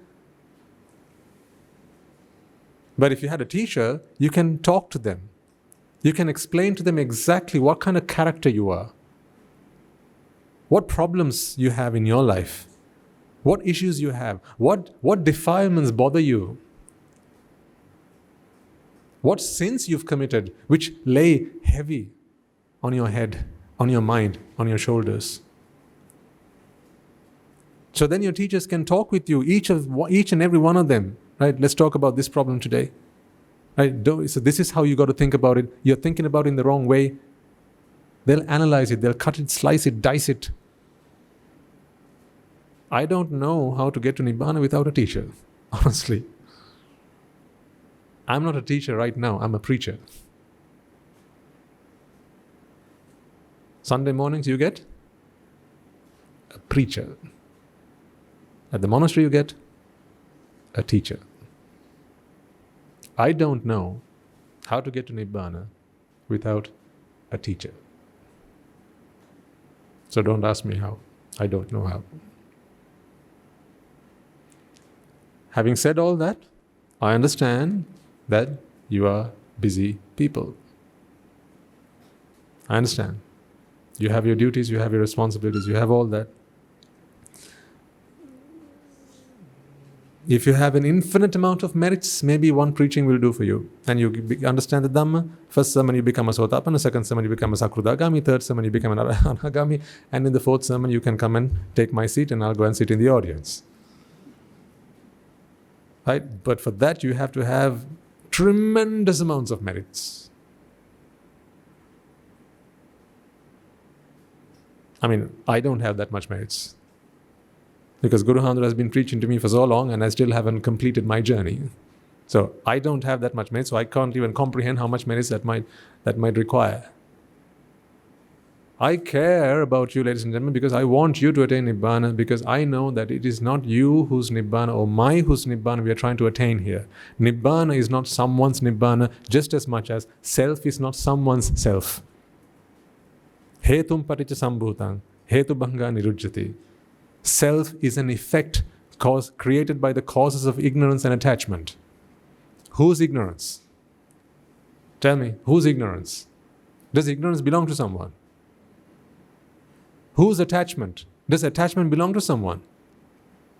Now, if ignorance and attachment don't belong to someone, then the product of those two causes, can that belong to someone?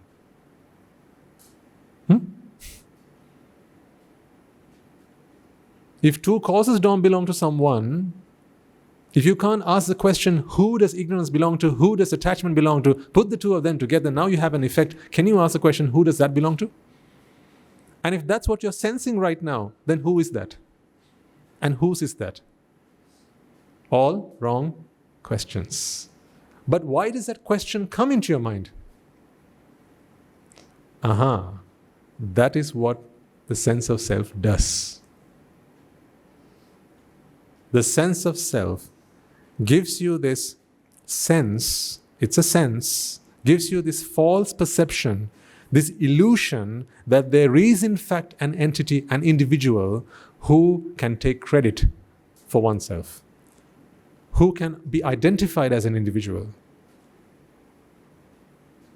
All you have is jati. That's why the Buddha doesn't use the word self, he uses the word jati.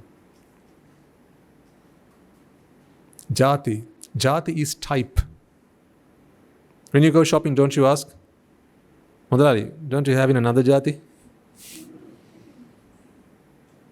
You ask, right? Forgive me once again. Mudalari, when jati kin nadda meg? Honda jati nadda? Not you ask, right? Jati. And this is a word that has come into our lingo, our vocabulary. Jati is type. Typification. Type. Meaning an entity, a type of something. What type is separate that type from everything else? What type are you? Here's a better question. What's your type?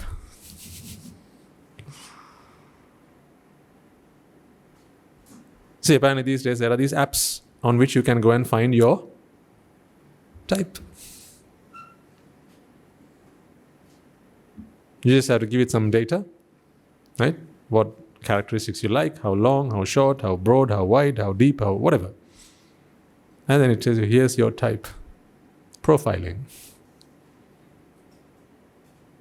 Type. Type is jati. Meaning you separate. Meaning you create an entity. You identify yourself as a type, don't you? That's why you say, he's not my type. She's not my type. So what's your type then? Exactly. Who gives you the entitlement to refer to your type when all you are Rupa Vedana Sanya Sankara Vijnana? If all you are is a citta running within a body, and the purpose of the citta is merely to perceive an object that was placed in front of it, what entitlement do you have to say that that is not my type? This is the object. Now the chitta's purpose is to perceive that object. How can it say at the end of that is not my type? Who asked? Who asked you?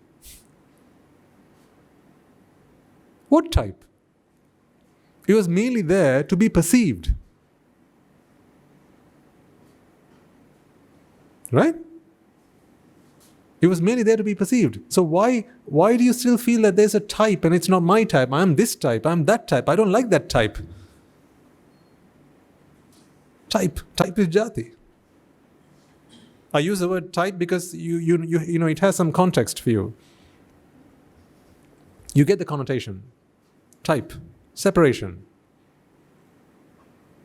Now when what type of food do you like? See? What type of food do you like? When you choose a restaurant to go to, you have a type, don't you?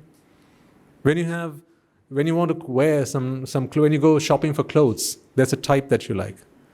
When you want to associate someone, there's a type that you like. When you want to make friends, there's a type that you like. When you are people you want to hang around with, you don't go to every party in town, do you? Or do you?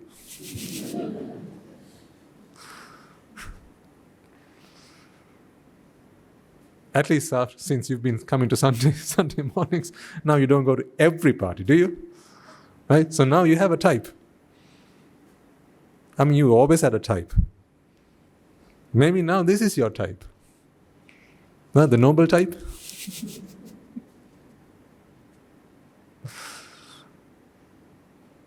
This typification that happens in our minds, ladies and gentlemen, this is the creation. This is the process. This is the outcome of ignorance and attachment working together. These two causes, when they come together, on a bed of ignorance, as the citta performs the activity of attachment, the moment it begins to happen, the mind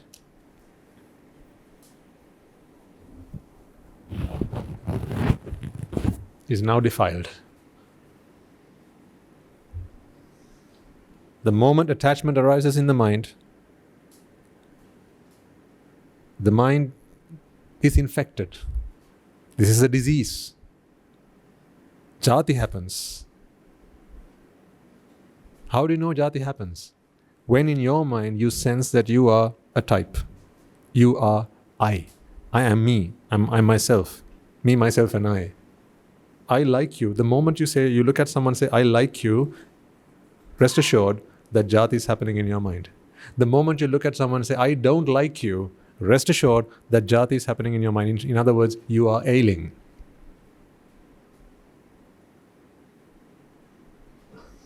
You're sick. You need help.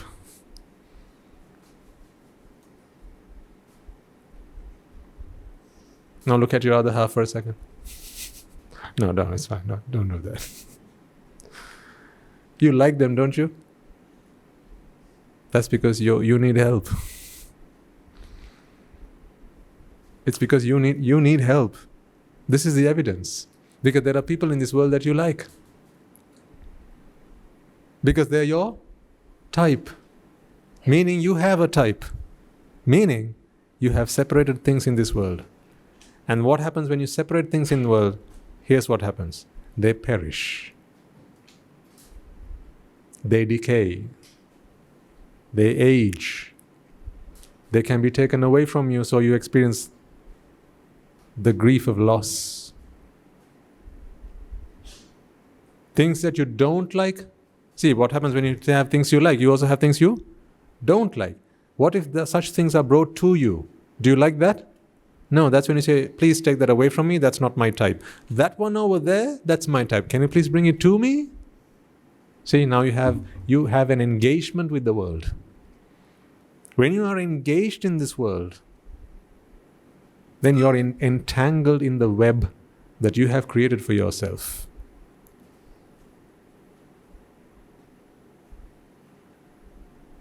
Now you can't come out of it.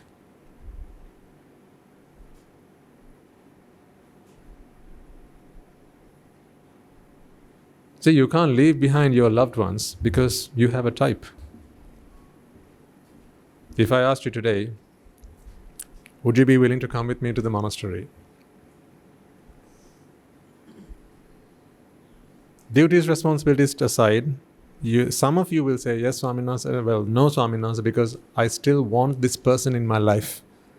Right? My children, my wife, my husband, my this, and so my pet, I want them in my life.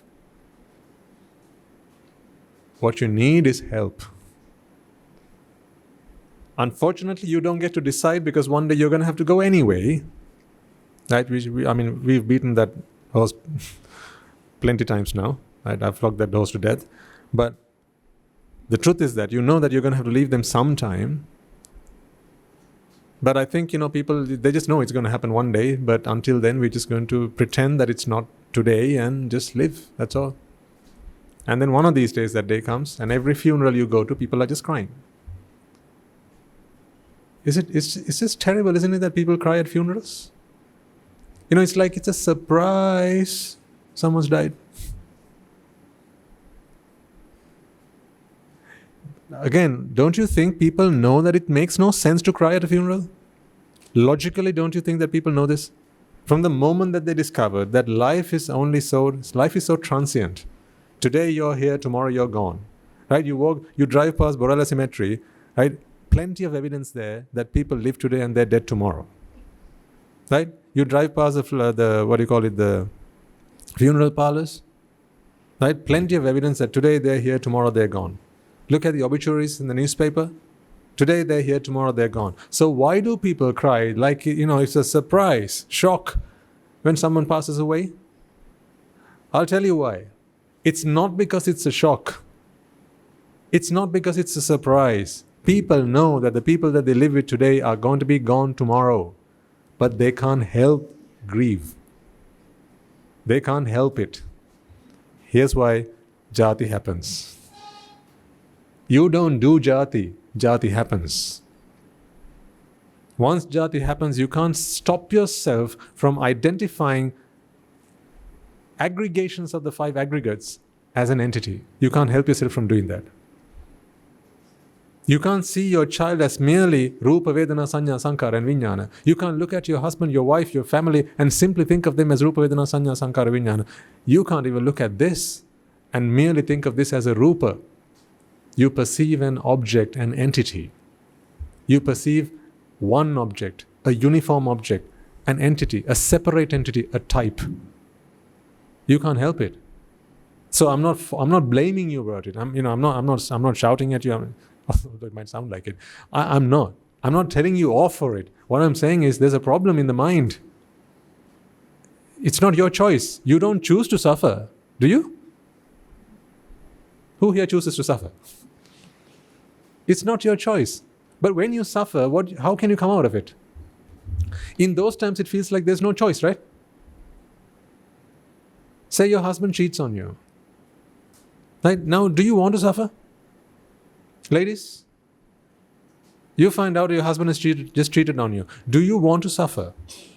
Don't you know in that moment, just think about it logically. If this bugger's cheated on me, then he's the one who has to suffer, not me. Right? He doesn't know what he's lost out on. And I've been faithful for the last 25 years of our marriage together, right? And I've never even looked at someone else. He's the one who should be suffering, but look at him.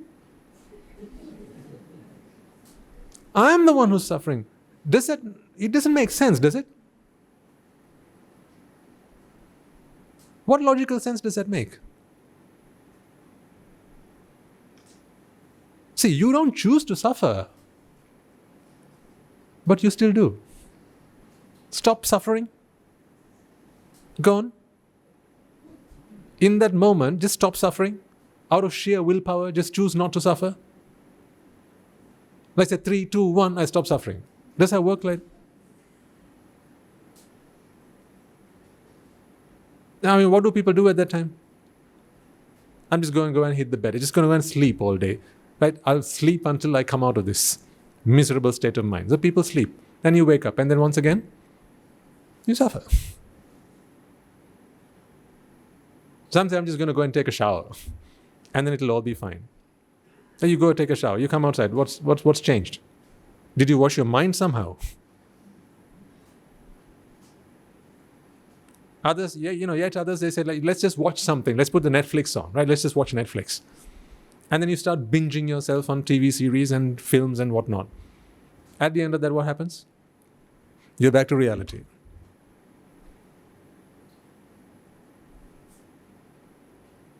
Then? Now who's the one who sinned? Who's the one who's committed the offense and the crime? The other one. Who's suffering? You. What sense does that make? Offer me a solution to that problem. Outside the Dhamma, offer me a solution. Well, you can take drugs to forget things you've done in the past. You don't need to take drugs. So if someone just comes and whacks you, right? People do these things. Hypnosis. They try and remove those memories of the past. Somehow erase that memory from your memory banks. So you don't remember what's happened. So is that dealing with the problem or just trying to run away from the problem? Because here's the thing, right? You hypnotize someone, right? And say you make them forget that they were cheated on, right? Okay, so now that's done. Then they go back to living a happy life, right? And then the next day, now they've forgotten, right, that people cheat. What have they just forgotten? That people cheat. They've forgotten that because they've just removed that miserable, those bad memories have just been removed from their mind. So now they've forgotten that people cheat. What's the next thing they're going to do? Get into another relationship. So what happens when that man cheats? Back to the drawing board, right?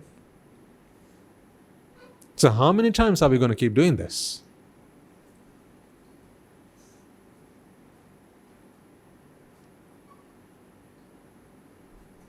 And that's when people think, you know what, to hell with this, I can't deal with this anymore. I'm just going to go and jump off a bridge.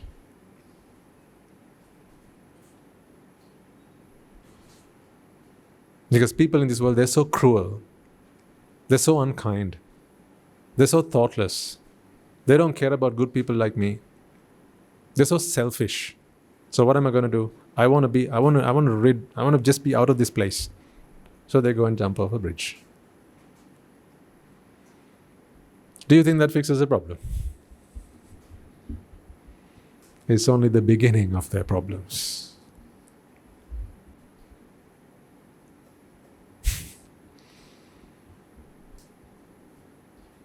I always wonder, why do people wait until they're broken to come and look for solutions?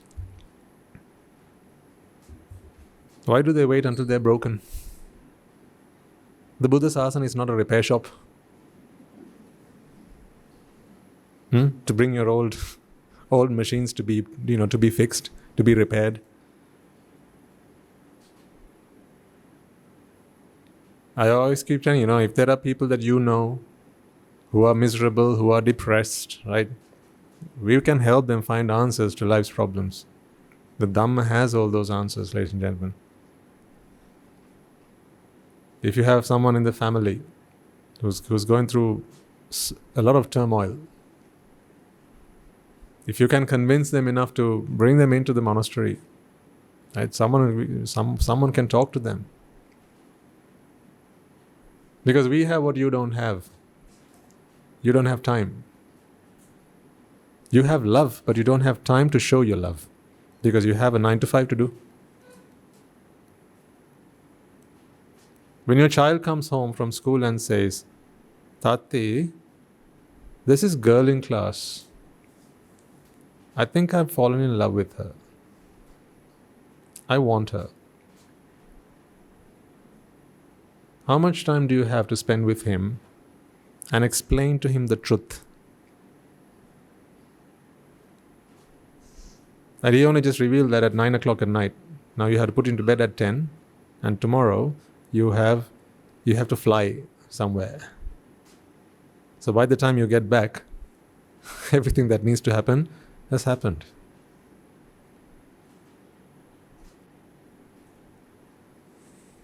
You don't have the time. You have money, You don't have time. So when you have money, you can give the child off to a psychologist. Treat it. So you can bring a child minder. Look after it.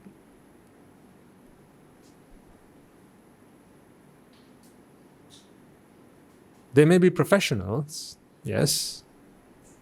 But you know how many children get raped from the childminders? And abused?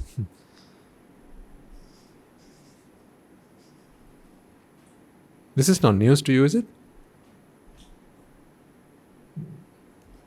Ultimately, the child does not have an answer. He thinks that happiness comes from the outside world. You heard what Maitri Hamza was saying earlier, how children believe that happiness comes from the outside world. They don't realize that happiness is just a chitta away. So, they get into that relationship, and then, once the relationship gets sour, and they realize that it's not fulfilling, and they're being hurt, right? Typically what happens is you start to grow a thick shell around yourself. Right? Because you feel that you have to be resilient now. You've told the whole world that you're in a relationship, right? Because these days, that is the thing, right? You have to put it on Facebook. The moment someone winks at you, you have to put it on Facebook. And maybe they had a sty in their eye or something, but they winked at you. God, they winked at me. I had to put it on Facebook. I'm so popular. You know what it is? You know what it is?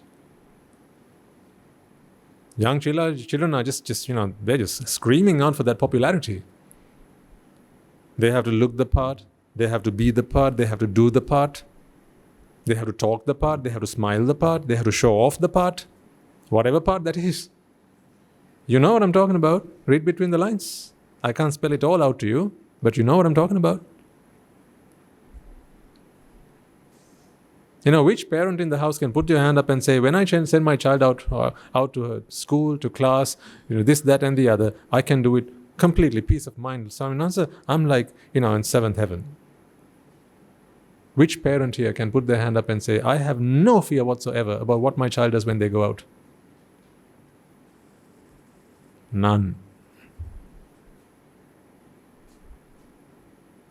That's not your fault, ladies and gentlemen. That's not your fault. It's because your child is still in this state. For them, happiness comes from other people. See? So to them, it matters what other people think of them. Because it matters what other people think of them, they have to play the part. Then you have peer pressure.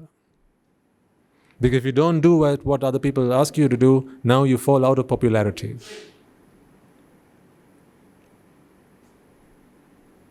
Just go and ask your children once in a while, Buddha, what's it like at school? Do you get pressured by children? Are there certain ways in which you have to dress? Are there certain ways in which you have to talk? Are there certain ways in which you have to walk? Right? Are there certain kinds of food that you have to eat just so that you're accepted? Ask your children and you'll be surprised at what they tell you. You think none of this is going on and they're just they're all saints.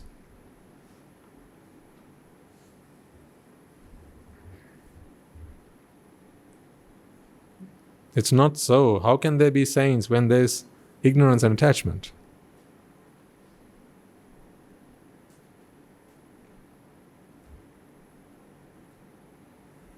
Once again, I'm not telling you off, although it might sound like it. This is not that. What I'm saying is, folks, save yourselves. For your sake, save yourselves.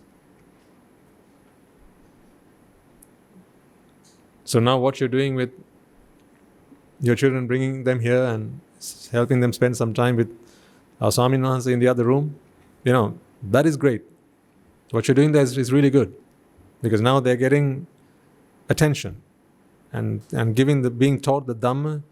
Swaminathan doesn't just do whatever he wants to do. He always asks me, like, how should I approach them? What sort of ways in which should I guide the children? What activities can I do for them? He always checks in with me and says, right, let's try this, let's try that, and so on. So in the room out there, your children are getting the love and affection that they need. By love and affection, of course, what we mean is, how can they live without us? How can they survive without us? How can they be happy without us? Just think about this, ladies and gentlemen. The reason that you have to give your children all your inheritance, that you have to pass on that inheritance, is because you have not taught your child how to live without any of that. That's why. That's why you have to pass on to your child all the money that you give them, all the property, right? This, that, and the other. I'm not saying it's wrong. I mean, do what you have to do. But if you believe that these are the things that make you happy, then of course you're going to have to pass them on to your child so that they can be happy. But happiness does not come from any of those things. It's perfectly fine to do that. But what I'm saying is, in addition to that, give them the inheritance that you inherited from the Buddha, from the Great Father. Don't just pass on to your children what you inherited from your biological father. Also pass on the inheritance that you inherited from the Great Father. Each of you have two fathers. Each of you have two mothers. Your biological mother and Amma Mani. Your father and Buddhupiya. So whatever you inherited from Buddhupiya and Buddhumani, pass them on as well. That is also part of your inheritance.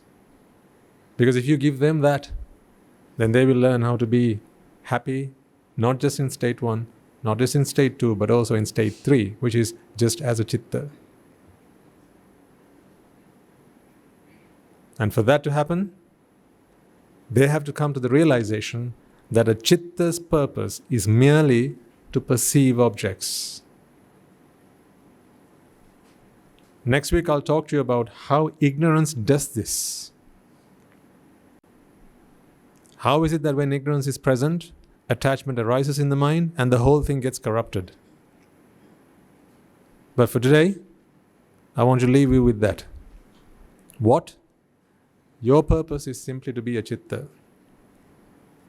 But you sense that you are a self.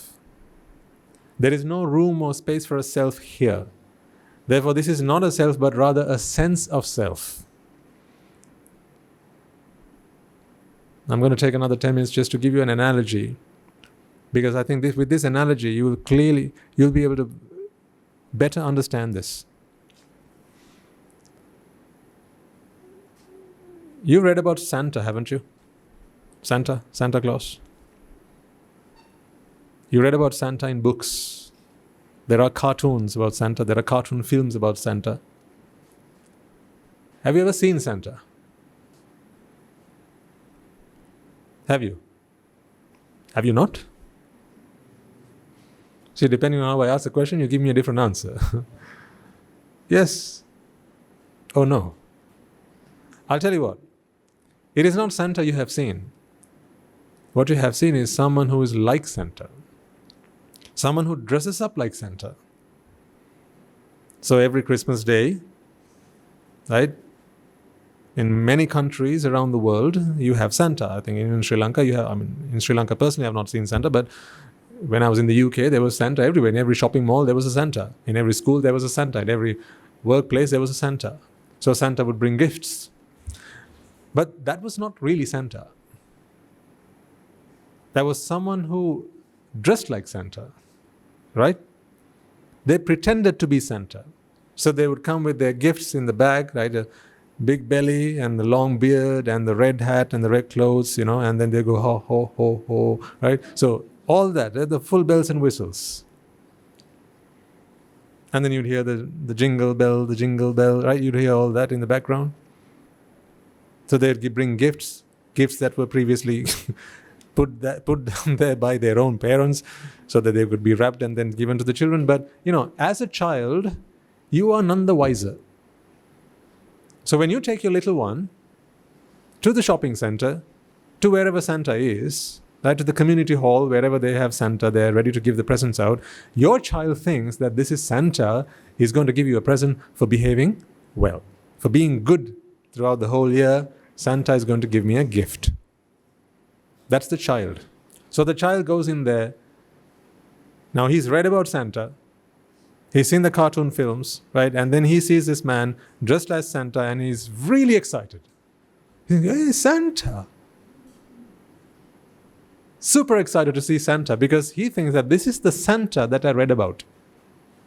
Yes, this is the Santa that I read about. That's what the child thinks because the child is very naive. This child grows up. After a few years, they realize that there is no such thing called Santa. But then when he has his own child, one day, he will still get a gift that the child likes, wrap it up, and take it to the shopping mall, take it to the community center where the Santa is, and then he will take his own child or her own child to meet Santa. At this point, he has matured. He's an adult. He knows that there is no such thing called Santa.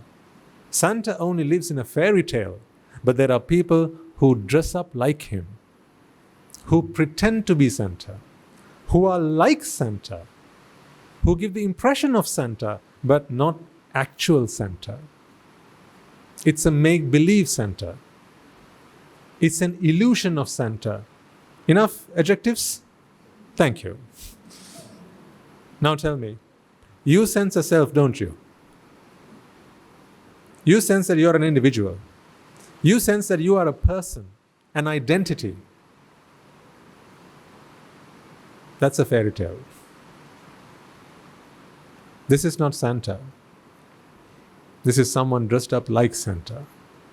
What you're sensing is not self. You're sensing a sense of self, an illusion of self, an illusion that is created with every citta. In every citta that arises on a bed of ignorance, attachment takes its toll on it and a sense of self is produced in the citta. This is not Santa. It's the illusion of it. So the child who is naive, they look at Santa in the shopping mall and they think they've seen Santa. Much like a prutakjana, someone who has not understood the Dhamma, someone who has yet to see the Buddha, someone who is yet to comprehend the Dhamma, senses the self and thinks it is the self. So they talk about myself. They talk about the things I've done in the past, the things I plan on doing in the future, and how those bad things that I did in the past, I did all of them. And it brings them guilt. But what if they mature? They come to their understanding. They come to their senses and they grow up as adults. As the adult now knows that there is no such thing called Santa. Santa is only in a fairy tale. But some local guy dresses up like Santa just so that he can please the children. He can give them gifts and the children are happy. It's the same thing that's going on in your minds right now. This is not Santa as much as this is not self. It is a sense of self.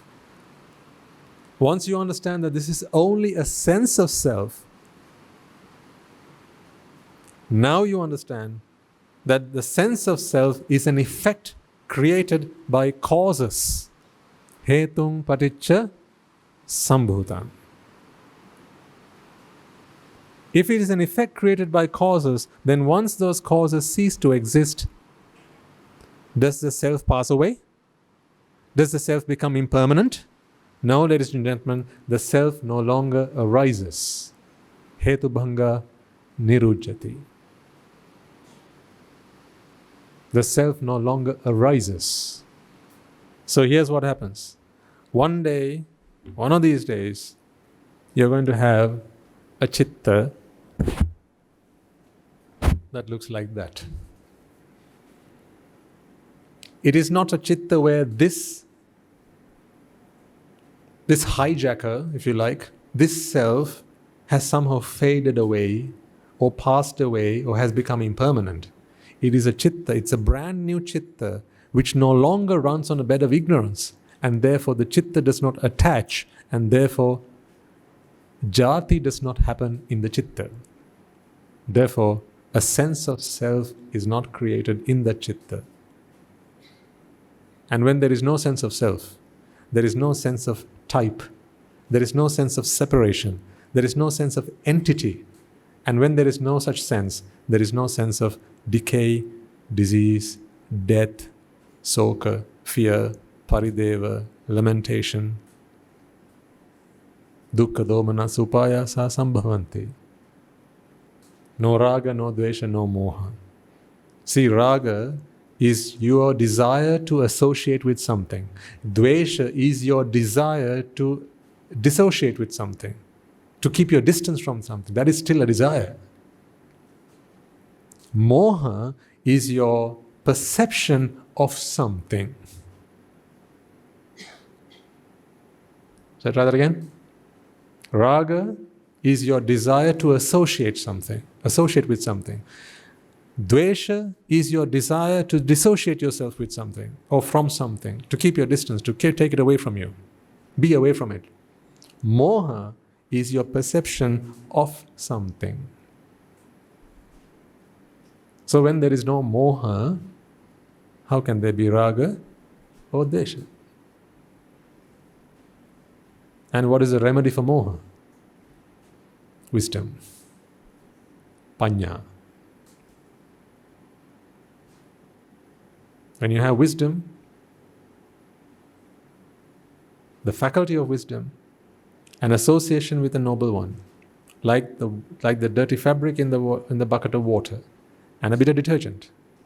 Leave it for a while, and the detergent will do its job. The water will take the detergent through the fabric, through the threads of the fabric, and clean it and cleanse it. Now do you see how all of these pieces fit together? Next week I'll explain to you further about how ignorance leads to attachment in the mind, causing and resulting in the sense of jati. Not the sense, it's actually jati, but the sense of self. It's not a sense of jati, it is jati. Jati is a disease. It's a disease. When jati happens in the mind, a sense of self takes over, not self. Have you ever seen Santa?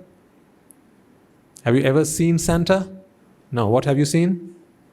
People dressed up as Santa.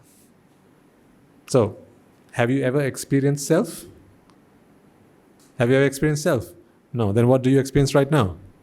A sense of self. It is the illusion of self. That's what happens in the mind when there's ignorance. Make sense? Wonderful. Right, let's call it a day then.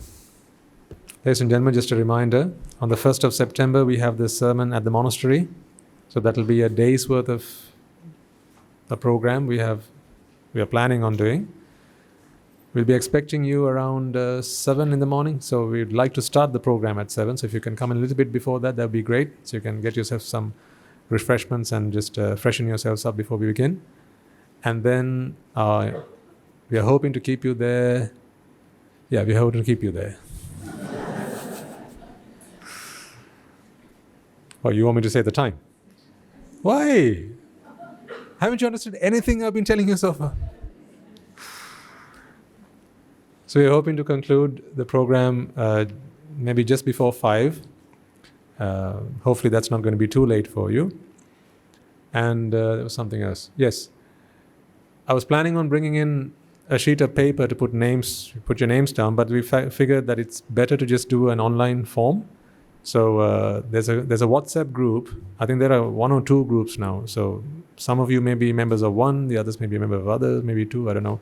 But there's a WhatsApp group. There's let's say an official WhatsApp group. There's a group, right? I think there's a barcode on one of the banners outside which you can scan. And that's the WhatsApp group onto which we publish official announcements. In that group, we'll be publishing an online form which you can fill. And it would be really helpful if you could do that, just so we can get an idea of numbers. So already we are having to shuffle people around. I went back last week and asked the Swami Nwanse how we are going to fit people in there. And we are planning on creating some divine abodes above our heads, right? And putting you there. So please bring your wings when you come, because you'll have to keep flying like angels. But somehow we'll manage. And we also want to give you some time in the Valley Malua, as well as, now this we are going to try and do as much as we can, but I don't know whether we can cater if all of you have that requirement. But I really don't like to say this, but let's just say first come, first serve. I hate that word because you all deserve it, right? But somehow, somewhere we're going to have to use some mechanism to, because we are limited resources. We don't have enough Swami Nuhanses because you haven't come and become Swami Nuhanses yet, right? So we don't have enough Swami Nuhanses to talk to all of you. But we have a good bunch of Swami Nuhanses and Anagarika Mahatmyas as well.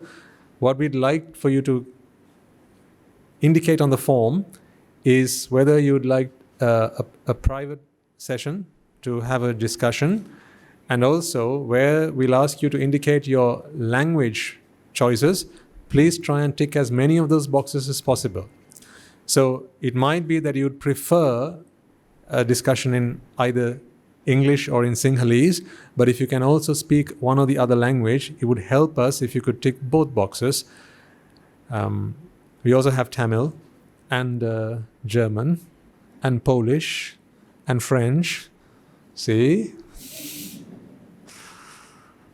So we will have a number of options there. And so please tick as many of those options as possible, just so that it gives us a bit of flexibility to try and find someone to work with you. Okay? Right? Madam?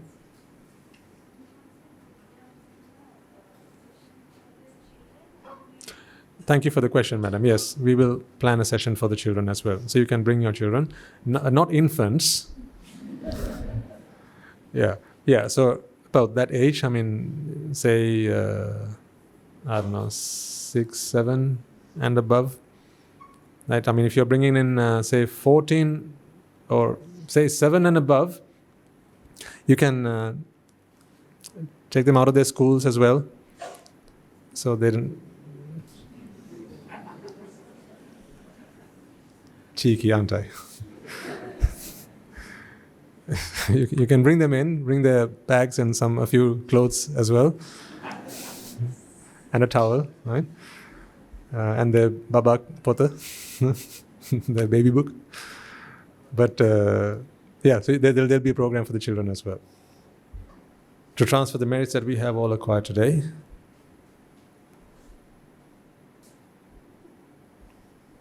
By seeking refuge in the Noble Triple Gem, observing the precepts, creating a conducive environment for all to come along and practice the Dhamma, so listening to the sermons and inviting the Swami Nuhansi to deliver the sermon, and contemplating on the Dhamma and so on. First and foremost, let us transfer this message to the bhikkhus and bhikkhunis, upasakas and upasikas who have since time immemorial protected and preserved the sublime teachings of the Buddha and passed it down through the generations of the noble lineage in the form of the Tripitaka, which is thankfully available to us today to study, understand and comprehend the Dhamma. Let us take a moment to transfer these merits to all monks and nuns resident in your local temples and nunneries, including the Mahanayakas and the Anunayaka Theras of all the chapters of all around the world. Let us also transfer these merits to Guru Swami Nuhansi as well as all the monks resident at the monastery and the Anagarikas and Anagarikas attached to the monastery. Let us take a moment to transfer these merits to those who make great efforts to disseminate the teachings of the Buddha, be that by transliterating these talks, sharing them out with others, or inviting others to join them. May they all rejoice in these merits. Let us also take a moment to transfer these merits to those who make offerings to the Mahasangha, to provide the Mahasangha with shelter, alms, robes and medicines, as well as pass on their know-how and continue to engage in those merits for the sake of Nibbana. Let us transfer these merits to all of them. By the power of these merits, may they be healed of any physical and mental ailments and overcoming obstacles to their spiritual progress. May they abstain from the unmeritorious deeds, fulfill the meritorious deeds, fulfill the noble eightfold path, and may they all attain the supreme bliss of Nibbana. Sadhu, sadhu, sadhu. Let us also take a moment to transfer these merits to our mothers and fathers, brothers and sisters, sons and daughters, grandparents, uncles, aunts, cousins, nephews and nieces, our friends, our acquaintances, our employers, our employees, our teachers, our friends and acquaintances, those who've helped us, supported us and assisted us in any way, shape and form possible and available to them. Let us transfer these merits to all of them. May by the power of these merits, may they be healed of any physical and mental ailments and overcoming obstacles to their spiritual progress. May they abstain from the unmeritorious deeds, fulfill the meritorious deeds, fulfill the noble eightfold path, and may they all attain the supreme bliss of Nibbana. Sadhu, sadhu, sadhu. Let us also take a moment to transfer these merits to the Devas and Brahmas, spirits and demons, primarily the Sakadeva, as well as all the numerous gods and deities who have committed themselves to fulfill and preserve the Sambuddha Sasana. Let us transfer these merits to our guardian deities who keep a watchful eye over us and keep us out of harm's way. May they prosper in divine power and wisdom. May they abstain from the unmeritorious deeds, fulfill the meritorious deeds, fulfill the noble eightfold path, and may they all attain the supreme bliss of Nibbana. Sadhu, sadhu, sadhu. Let us also take a moment to transfer these merits to those who passed away in our name, our forefathers, our ancestors, our loved ones, reminding ourselves that it is in their blood, sweat and tears today we are able to enjoy the comforts of life and practice the path in peace and harmony. Let us also transfer these merits to members of the armed forces as well as the police force who sacrifice their lives to protect the peace and harmony of our nation, as well as friends and foe who have lost their lives in the war. Let us transfer these merits to those who lost their life in natural disasters and calamities such as tsunamis and earthquakes, landslides, fires, floods, pandemics, and so on, reminding ourselves that in this infinitely long journey of samsara, they will all have been mothers and fathers to us, brothers and sisters to us, friends, and so on, with an abundance of compassion and loving kindness towards all of them and a sense of intense gratitude. Let us transfer all these merits to all of them. May by the power of these merits, if any of them have been born in the woeful planes, they redeem themselves and be born in the blissful plane. May they abstain from the unmeritorious deeds, fulfill the meritorious deeds, fulfill the noble eightfold path, and may they all attain the supreme bliss of Nibbana. Sadhu, sadhu, sadhu. And finally, may by the power and blessings of all the merits we have acquired throughout the day, we be able to witness the advent of many hundreds of thousands of arahants on this blessed land, and may you and I, and everyone who's helped make this program a success, become a Rahatan Vahanse or an Arahatheranin Vahanse in this very life itself and in the era of the Gautama Supreme Buddha itself. Sadhu, sadhu, sadhu. May the blessings of the Noble Triple Gem be with you all. The members of the Mahasangha will transfer their blessings to you. Raga ginnen midetva, dvesha ginnen midetva, moha ginnen midetva, Nibbāna parama sukhayan sukhita taravetma. Nibbāna parama sukhayan sukhita taravetma. Mamada siyalu loka siyalu satvayo. Nibbāna parama sukhayan sukhita taravetma. Nibbāna parama sukhayan sukhita taravetma. Nibbāna parama sukhayan sukhita taravetma.